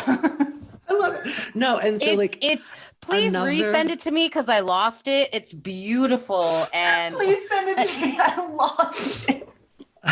It's like 2 years into messages on Facebook. Like, I don't know where to link it hard drive. And like, I know I gotta save it. An interesting fact about adult cinema and the people who watch it. Is that like when you look at the statistics of people who watch gay adult cinema, like male gay adult cinema, there's a lot of women, like straight women and lesbians, who will watch Maybe it's that. Nice. And that's the thing. So like when you look at het adult cinema and lesbian adult cinema, it is all male gaze. And it is misogynistic and a lot of the times a little bit violent. And like the view isn't about her pleasure. It's her as an object of his pleasure. Or it's both of those women doing things for his pleasure. Whereas with gay men, I don't like that shit. Whereas with gay men, yes, you can edit and you can, cut things together, but largely like you can't lie about whether or not you're into it if you have that equipment, unless you have some pharmaceuticals to help you. So largely a lot of the time, like when you're watching, gay men in cinema, they are genuinely enjoying one another. Like they are genuinely having a good time. That's valid. Is it, would it be considered a kink or a fetish if you are into watching specific films where it's 2 men and 1 woman? Is that a fetish or a kink? I would say If you're paying for kink. it, transactional, yeah? Okay, kink can be transactional. Like I'm just saying, like if you're paying for the movie. So recently, no, but if you I'm not. So no, I'm not. If you are into recently, I've been into that. Yeah. So if you are so for me, my personal definitions, if you are into a specific sexual act, that is kink. You're not even necessarily sexual act, because play and intercourse can be separate. Like I can perform impact with somebody, or I can do rope with somebody and never have any kind of penetration or sexual contact. It can be purely about the release of that type of play. I was just asking because recently I've been into watching, now that I've gotten into the porn world, MWM, the adult film, the adult film world. I've found that I enjoy MMF videos. Yeah. Which is very interesting. Like, and I didn't know that about myself. I went down that I went down that rabbit hole because of a fictional book that I read. Okay. And then I was like, this is interesting what this person's describing in this book. I want to see it. Like, I'm a visual person. For research. Yeah. So then there is absolutely nothing wrong with that. I saw it. I saw it in my actual eyes, not my imagination eyes. Mm-hmm. And I was like, my imagination. I like this. And I a lot of the time, OnlyFans is a tax write-off, period. I a lot of the time prefer to watch amateur or sites that I know are run by the people that are featured most heavily in the videos. Like there's this one gay couple, Colby something and Michael Knox, and they have a website called Colby Knox, and like they run it like it's theirs. They direct. So it's going directly to I know that it's not like, yes, some of the stuff is scripted, but a lot of the stuff is just like, yeah, this person is hot. Let's bring them into our bedroom and let's, see what happens. And I prefer content like that as opposed to things put out by a studio. And unless like I am looking for something highly specific, then you need the studio. There is a particular castle that everyone who knows. Oh my God. But yeah, like but no, like that's the thing is like it's getting late, but we still have letters to get to. But so if you are into like a specific sexual act or like practice, that is kink. Like things that aren't necessarily sexual, like someone's teeth, someone's hands, someone's gotcha. Like those to me are fetishes. Like if you're really into body hair, that's a fetish. But we have covered the queer and questioning. Yes. And we've talked about, the reclamation of slurs. Moving on to what's I? Which is I. I is intersex. Intersex. I think this is the one I know the least about. Yeah. Intersex is that thing that disproves everyone who's like, you're either male or female, because it's just not true. That's not how genetics and that's not how biology works. Like more than one biological Any biologist. Sex.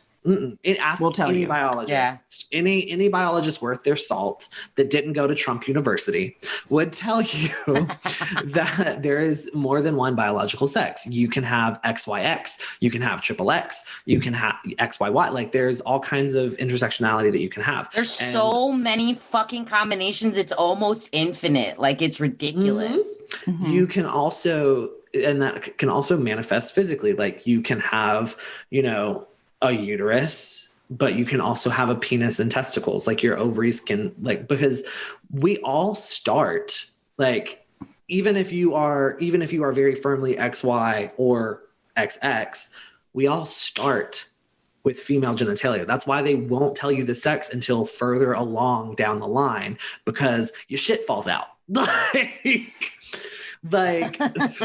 why so many people have been like, you're having a girl, but then it ends up being a boy, or vice versa, because things fucking change. Yeah, because literally, like if you are an AFAB individual, if you're assigned female at birth and you go on testosterone, literally what happens is your clitoris is what becomes the penis. Like it starts literally to grow and like become your phallus. I didn't know that. Yeah, that's how that works. And that's like, yeah, I didn't know that. Yeah, that's what happens there is that you're literally like experiencing what you would have if you had had that surge of hormones in the womb, because that's why little baby fetus boys in the womb originally have a vagina. Like it grows, like they don't have ovaries, but their testicles are inside of them. Like just like your ovaries are inside of you, and like it all falls out later, and your testicles don't even fall out until much later in life. Like that's like a thing that is true. And so, yeah, like gender is very complicated. And so intersex people are people that are born with multiple sets. So they can be born with breasts and a penis and testes. They can be born with testes that never descend, but they also have a vagina. Like it's very complex. And like you can have all kinds of expressions through that, but that's what intersex is. And what happens a lot of the time is our medical system is fucked up, and a child will be born this way and they'll be like, you need to choose. And it's it's real fucked up. Freaks me out, dude. There is a whole fucking saying. It is easier to dig a hole than build a pole. Oh, I don't like it. I'm going to talk like Evan right now. Don't like it. I don't like it. Okay, getting personal. I didn't even have Evan circumcised. No. I can't even fucking imagine someone telling me, oh yeah, just like pick a gender for your kid and have major surgery on them as a baby. Yeah. And so they'll grow up as that gender. That's normal and fine. And it's awful because a lot of the times they don't go any further than that. And so then when that child goes through puberty, dude, they end up, developing in a way that's opposite to the way that they've been told they are their entire life, or they experience a lot of problems. That was a storyline on Grey's Anatomy. Like in the earlier seasons, they had a patient like that. It's a real thing that happens. A young girl. There is a whole special. And Katie Couric does this whole thing on like trans and intersex people, and I think it's on Netflix, and I cannot remember the name of it right now, but it is very well done. And she, talks to an adult intersex person who did not find out until later in life, like they were presenting as female their entire life, and found out later that they were born intersex and decided to make the transition to male. And there's all kinds of and there's another story of one woman who lived her life as a man and literally had to transition and start hormones to transition to a woman because it was killing her. There are so many risks to making those decisions before anything has developed, and we can't you have to stop doing that. Just take a newborn squishy baby and let's just fuck around with their genitals for a minute so they look normal. And I don't for a baby. Why do you care what the baby's genitals look like? I'm freaking out. And I don't want to. No, it's okay. I don't want to. And you're 100% allowed. I don't want to. Parent, I think it's just I have parent feelings about it. There's the crux of it, right? I don't want to demonize these parents because number one, they lived a cis experience and they are being told something by a medical professional. They are being told something, and in a lot of cases pressured into something by a medical professional who's supposed to know best, who's supposed to have the best interest of my child at heart. But really, But we all know medical. What do we know about, medical professionals? They go with, a lot of the times they go with what they have been taught and what the like fucking social norm is. And, there are still doctors to this day out here preaching that Black people have a higher tolerance than white people. So like, I am unsurprised that they're like, no, you have to pick one. Higher tolerance? Yeah.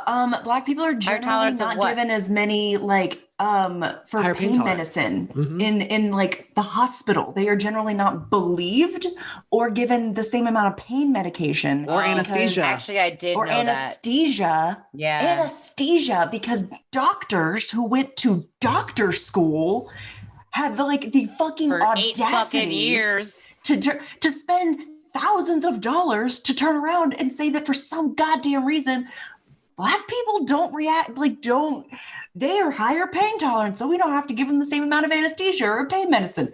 That's wild, and it kills people. Awful. Serena Williams almost died in the goddamn hospital because of shit like that. Let's talk about that. Oh, yes. That is, yeah. Doctors are to Black women what police are to Black men. End of story. That's a pretty good fucking, because the death rate among mothers in this country, like women who have babies, people who have babies, in this country, is absolutely like higher among Black women. It's the Black wild. Mortality the rate. The Black maternal. They're just out here letting people fucking die. It's ridiculous. It's fucking ridiculous. But yeah, like that's the thing is that specifically US healthcare or is that around the world? I don't know about the rest of the world. I do know specifically in the US. I can't speak to the rest of the world. I would think that there is some racial disparity, but as far as the US is concerned, whole ass. Yeah. Anyway, sorry, we can't talk about it for too long because we're already over time. We haven't gotten to the alphabet. So we have same with the A. So a lot of people used to say that A is for ally, and fuck that. Thank you. Asexual, right? Asexual. It's for asexual.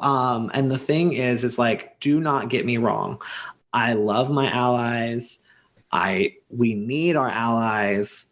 What we need is better allyship. The same, do not speak over queer voices, amplify them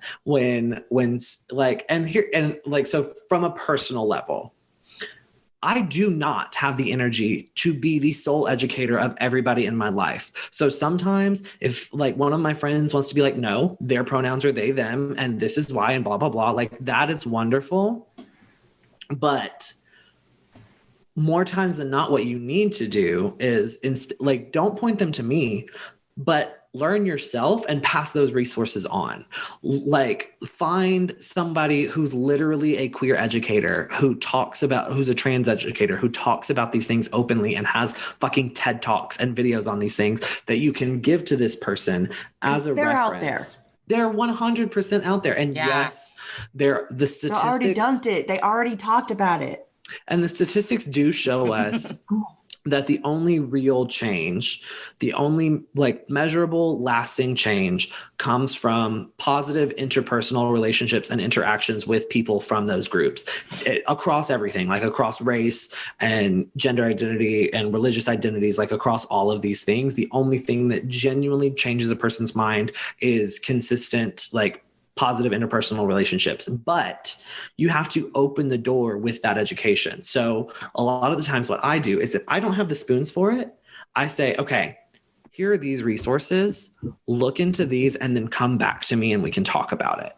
Because because it's not your job to do that. It's not. I'm literally just trying to exist and I don't want to have to justify my existence to you. I don't. That's what we've been trying to links. We don't have to do that. Right. And so that's why we were trying to talk about this the other day. They can do it.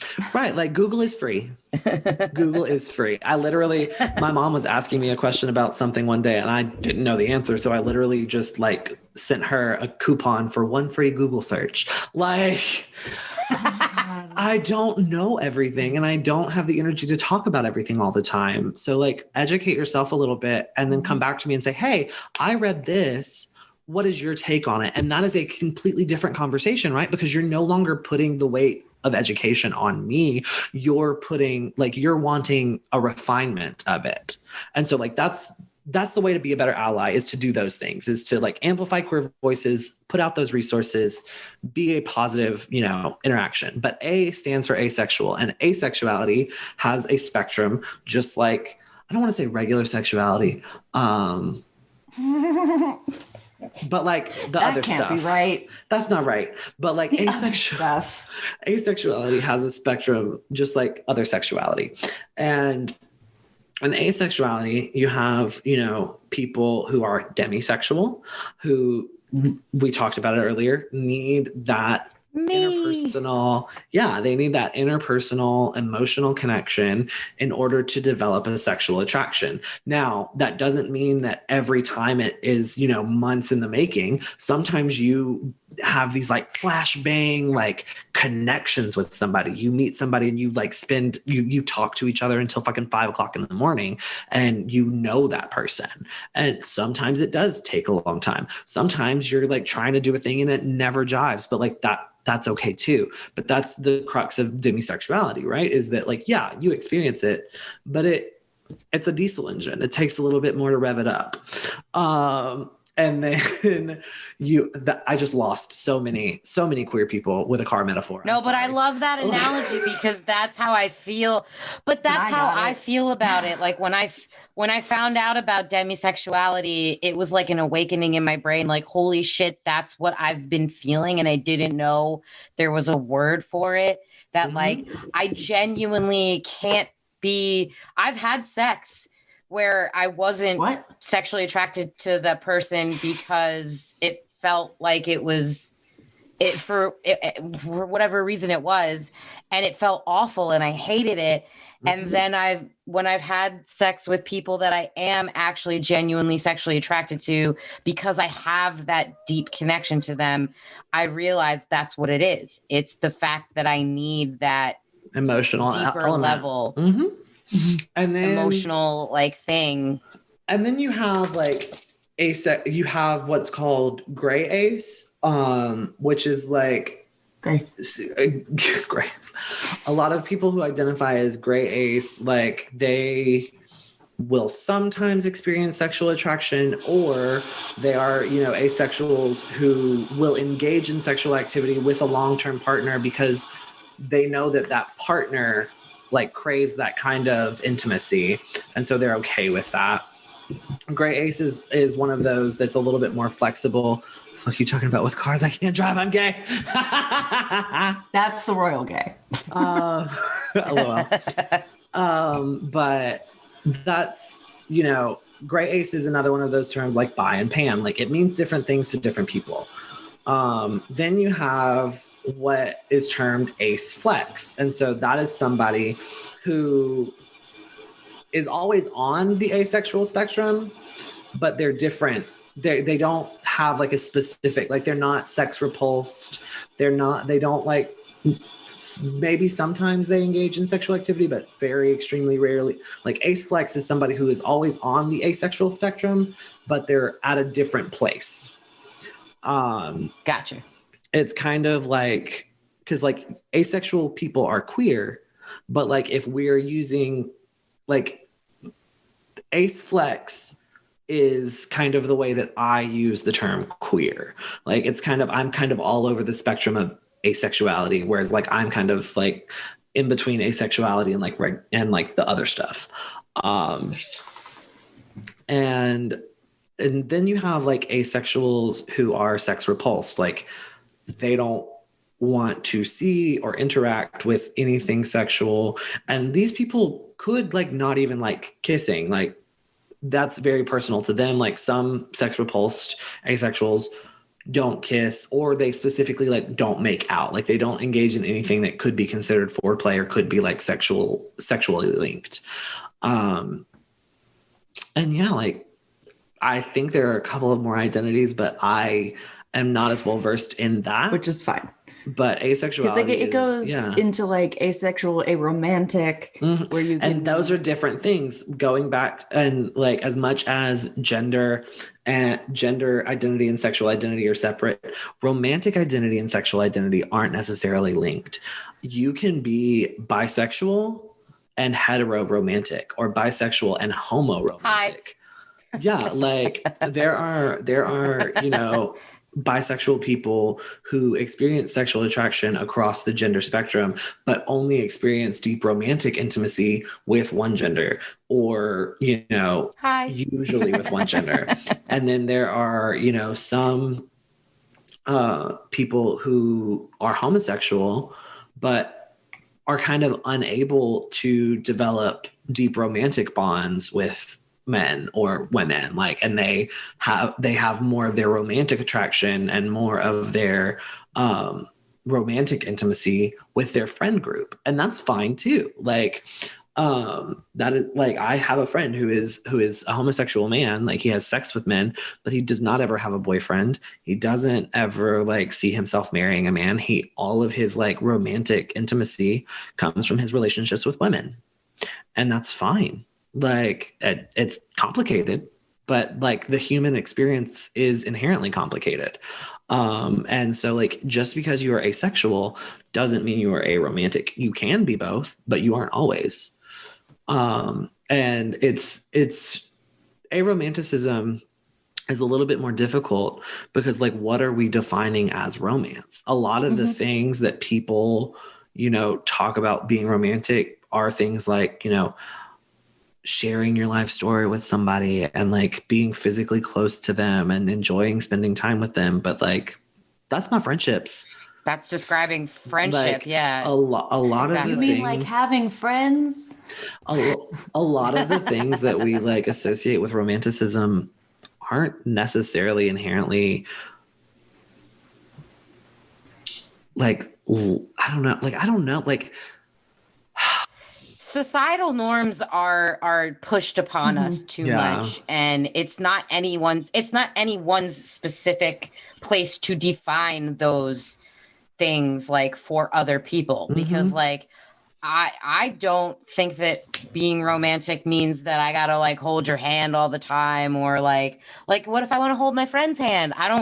That doesn't mean I'm romantic towards my friend. That just means that like I want to hold my friend's hand. Like it's right. And like, it's weird what It's we also define like as romance romantic. doesn't always have to be like sexual. It doesn't have to be linked to sexuality. Like you Which can they be like, we do I can often be as a romantic society. to my friends, which I am a lot of the time. But at the same time, I wouldn't classify that as like a sexually romantic. It's more of a friendly romantic. It's different. Like it is love.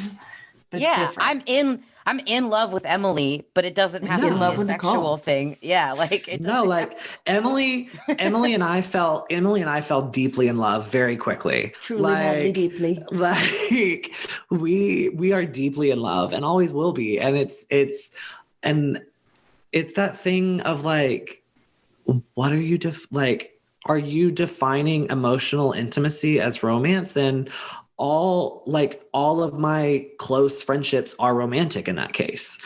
And like,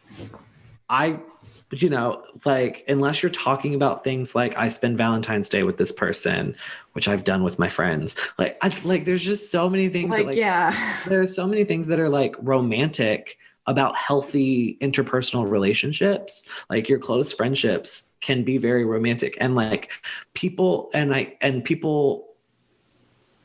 I guess the difference is you would have to be assigning, at least in my brain, because like the love I feel and the care that I give to my friends is the same love and care that I give to my family, is the same love and care that I give to my romantic partners. So like, if you're removing physical intimacy, if you're removing, that kind of aspect of it, like, is it any different? Like, why are we terming it romantic?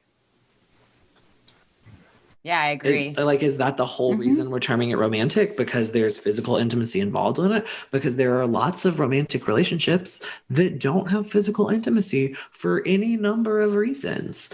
Like, it's like romanticism is just so fucking outdated to me. It's so last week. Like, it's so last century, girl. Like That romantic period for real. Emily Dickinson really. I just want to touch on really quick. So we said we did the A. So can you, I know we're very over time, but can you talk for just a moment about why or why not it's important to have the plus sign when you are talking about LGBTQIA plus? Yeah. So the plus is like just, again, that all encompassing thing, which is why I like the term queer. It is such a catch-all, and it is so like everything fits very comfortably under that. And because like that's the whole point of the plus is, and like we talked about earlier, like queer identity is very like ambiguous and evolutionary. Like it changes, and things are always being discovered about human sexuality and romance and like the way that we engage in those things. So the plus is all about like it's not done like this, like whatever else, and this does not include, the plus is not to include people who victimize children because they try to claim that they are a part of the LGBT community. They're not part of it. They are not. No. They are not. Full stop. Full fucking stop. Yep. Nope. Whatever that whole thing that went around for a while, like it goes around minor attracted person. No, that's not a fucking thing. No, it's not. If you want to know our stance on that, it's no. Because the whole point of safe, sane, consensuals, that big old C at the bottom there, because you cannot consent a minor, period, end of story. And like I support 100%, I support comprehensive sex education. That does not mean that I think teenagers should be having sex. I think, largely you're not ready for it. In so many ways. And would comprehensive sex education change that? Maybe. But whether or not you want to admit it, as a teenager, sex changes things. As an adult, it doesn't necessarily have to, especially in the, like with queer men. Like, I was going to say, gay men be fucking their best friends all the time. But it's not even like, it's just that in the community, like it's just, especially once you start getting into your friendships with the poly community, especially, it becomes a thing. And not that I'm saying once you decide I'm polyamorous, so now I get to fuck all my friends. That's not what it means. No, because again, consent. At all. Consent. It does not mean, oh yeah, by the way, now I get to go hit on all my friends and my partner's friends. That's what this means. It's not. Please do not. No. But it does. And we can definitely talk about polyamory another time. That's a different episode. 100%. That's why I didn't even bring it up. But yeah, polyamory is like another thing that is a spectrum. Like, again, like I said at the beginning, there's a reason we chose a fucking rainbow. Like, it's an identity too. It is. Yeah, like it's 100% an identity. It's because the people who identify, so they're like, polyamory kind of exists on a spectrum as well. So you like, just touching on it very quickly, you have different formations of relationships. So you have what is termed, I think I'm poly and I've barely been in a relationship. Baby, friend me on Facebook, message me, we'll talk about it. I'll send you some resources. But polyamory, you have a couple of different setups, right? So you have an open relationship. Well, first, let's go into monogamish. So there are some people who would term their relationship as monogamish. I like to call it selectively permeable. Basically, that's very funny. Basically, if you are monogamish, there's a couple of different reasons that you would identify as that. A lot of times, like if two sex workers or if like one person in the relationship is a sex worker, you will be monogamish in that outside of work, if it's not work, I'm only sleeping with this person. Or you will say that you're a couple who's monogamish because you select certain people to engage in those activities with, but you make that decision together. And then you have relationships that are called open relationships. And a lot of people that would term their relationship as open are only in a relationship with each other. They are only emotionally intimate with one another. And they have sex with people outside of the relationship. And they will set up different rules for that. And that's personal to them. Then you have closed triads. And a closed triad is a monogamous relationship it's a monogamous relationship in that you're only having intercourse and emotional intimacy with those people in that little triangle. That's what the creator of Wonder Woman, people term his relationship as polygamy, and that's not what it was. It was a closed triad. It was him and two other women. And he had kids with each of them. And when he died before either of them, and they lived the rest of their lives together and raised those children together. They were roommates. And so that's the thing is in a triad situation, it is different from polygamy or polygyny, which is one woman, many men, because in those sort of relationship dynamics, there's an inherent power structure that isn't at play in a triad. In a triad, everybody has equal say and everybody, is taken into account. Whereas in polygyny or polygamy, the one man or the one woman is the one who makes the decisions about who's in the relationship, who's not, all of that. Emily, you know someone that is in a triad. You told me about that, right? When we were talking. Yeah. Because I actually Justin and I had a lot of questions about polyamory, specifically triadding or like that, because it's something that we've discussed as a couple, because we felt like there are parts of ourselves that aren't being met by that particular person. Like, I am heteroromantic. I've only ever had intimate emotional relationships with men, but Justin is pansexual, and Justin felt for a time he could still feel this way. I don't know. We haven't really talked about it in a while because obviously pandemic, we can't do anything about it right now, but it's something that we've talked about potentially, not wanting to limit ourselves. In that, because we love each other so much that we're content with each other emotionally, but there are things that we can't do for each other sexually. And you crave a different kind of energy, exactly. And that's perfectly okay. And then you run into, do you want an open relationship? Do you want a triad? Do you want whatever? I practice full on polyamory.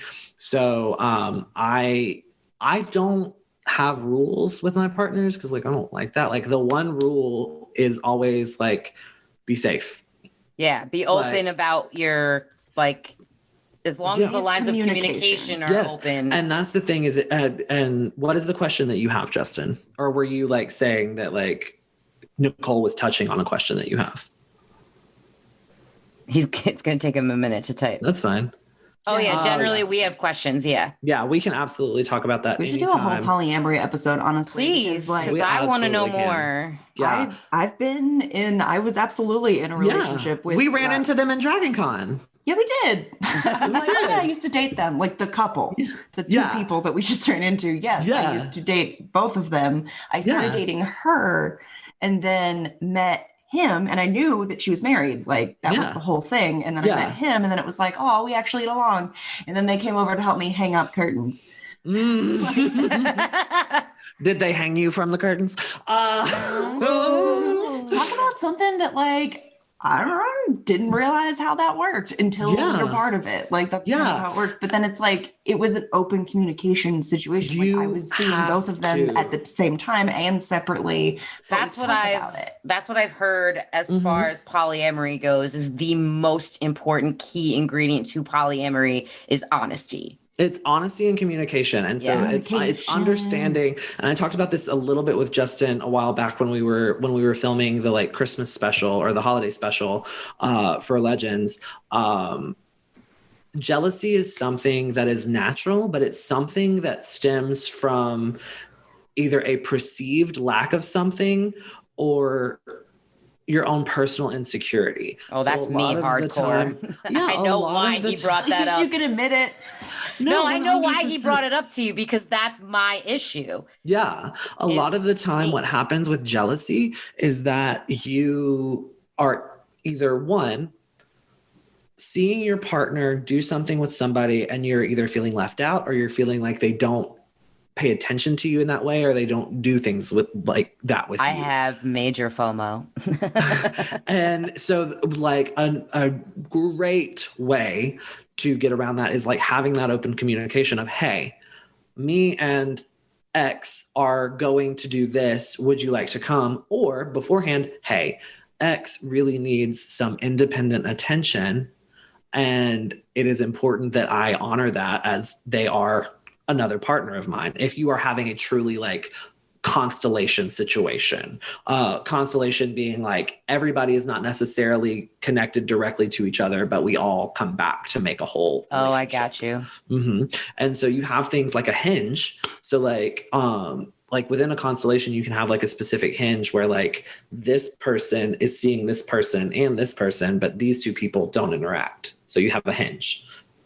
Oh, okay. Mm-hmm. See, this is why we need a whole polyamory episode, because I got so many fucking questions. But yeah, like that's why I was like, it's a whole, polyamory is like its own whole ass episode. It's its own thing. But it absolutely, because there's just so many flavors. It absolutely can be. It can be a sexual and romantic identity. I love you, Justin. Because we'll record another Dilly and Dally soon, or maybe Lex can just start their podcast.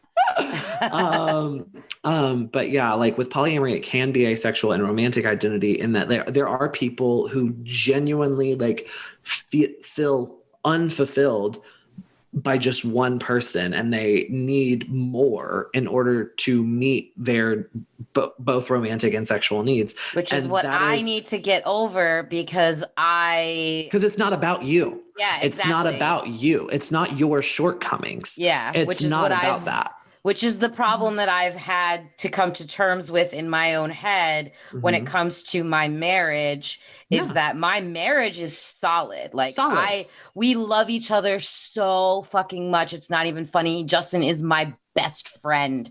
But like, I understand now that I've gotten healthier in my own brain that it's not me that's the problem. It's that and it's not my fault. It's just that there are specific needs that Justin has that I can't fill because I'm not able to. Yeah. And that's okay. That is okay. I generally find that polyamory, like, it comes about in a relationship not for a lack of love, but more of an overabundance, like more of, we have so much love for each other that we can have someone else here and like share that love. It's not something where like you're missing something and you're looking to fill it. It's more like, we have such a solid relationship. We're good.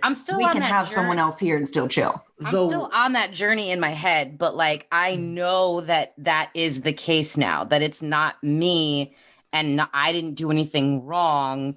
It's both of us. I've also realized that I am missing something that I need, that Justin genuinely just can't give me, but it's not because for lack of trying or for lack of whatever. It's just that's not and that's not in their wheelhouse. And I will explain it the same way that I explained it at a panel at New York Comic-Con.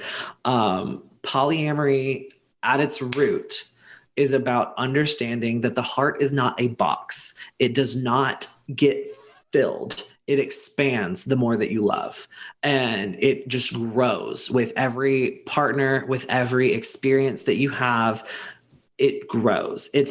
You're not gonna, you are not going to fill every slot in that box, and he is not going to fill every slot, because it's not a box. It's not a box. It's this living, growing action. Like, love is this action. It's a feeling, it's an action, and it's a living thing that grows and expands and learns. And you have to be open to learning. As much as we have to be open-minded, we have to be open-hearted as well. And I love that. I would recommend starting with just like an open relationship, not having full on like, and I recommend this to everybody who wants to start and like explore polyamory, is not starting full on, like having full on relationships with other people, but like going on little dates with other people and like coming back and talking to your partner about it. And when you can, you know, number one, that opens you up to nothing is happening that they're not telling me about. It's not a cheating situation because they're coming back and telling me about it. I know what's happening. I know that they have a date planned for September 3rd. Like, I know what's going down. It's not a cheating situation. It's not something they're doing behind my back. And it's not something that they're doing to spite me, because they're excited about it and they want to tell me about it. And so then like you start to move past that jealousy and you experience compersion, which is the feeling of joy that your partner is experiencing joy with someone else. Oh, That's what I was talking to Nicole about when we first talked about it. I was like, it's less, the jealousy eventually fades and it's more, you love this person so much and there they are being happy. Yeah. And that makes you happy. You're like, yeah, that's fucking awesome. This is dope. Like, I do it's love great that other people, like this person that you love so much, is loving someone else so much and is happy and is getting loved by that person and getting appreciated as they deserve. Because you're like, I love that person, they deserve to be loved. And you see someone else appreciate your partner the same way you do, it becomes less jealousy and more like happiness. It's genuine happiness for this person that you love. I love that and I want that for us. It's just that the pandemic fucking sucks. Oh God, absolutely. No one's telling anybody to go out right now. Oh yeah, no. What I'm saying is, and it does absolutely work. Like I've have friends. I've been part of it. I have friends who do it very successfully. A man married to two women, like married. That's like they had a ceremony, but he also recently announced his to the world, I guess, his girlfriend, and is very open about like, this is my girlfriend. These are my wives. They know about each other. In fact, my girlfriend was friends with my wives before I met them. That's how I met my girlfriend. And it's just the way they interact. They're like, and he used the word metamor, which we talked about earlier, which is when your partner is in a relationship with someone that you are not in a relationship with. That is your metamor. You are not. I love that term so much, which is neat, and it's such a good way to describe that situation. And I'm thankful that I have friends who are willing to be open about that kind of stuff, and that he is so open about it. Yes. Get it all out there, baby. Oof. Yes. God, your hair recently volume, just so much life. Farrah Fawcett vibes is what I'm getting. Wishes, what were we talking about?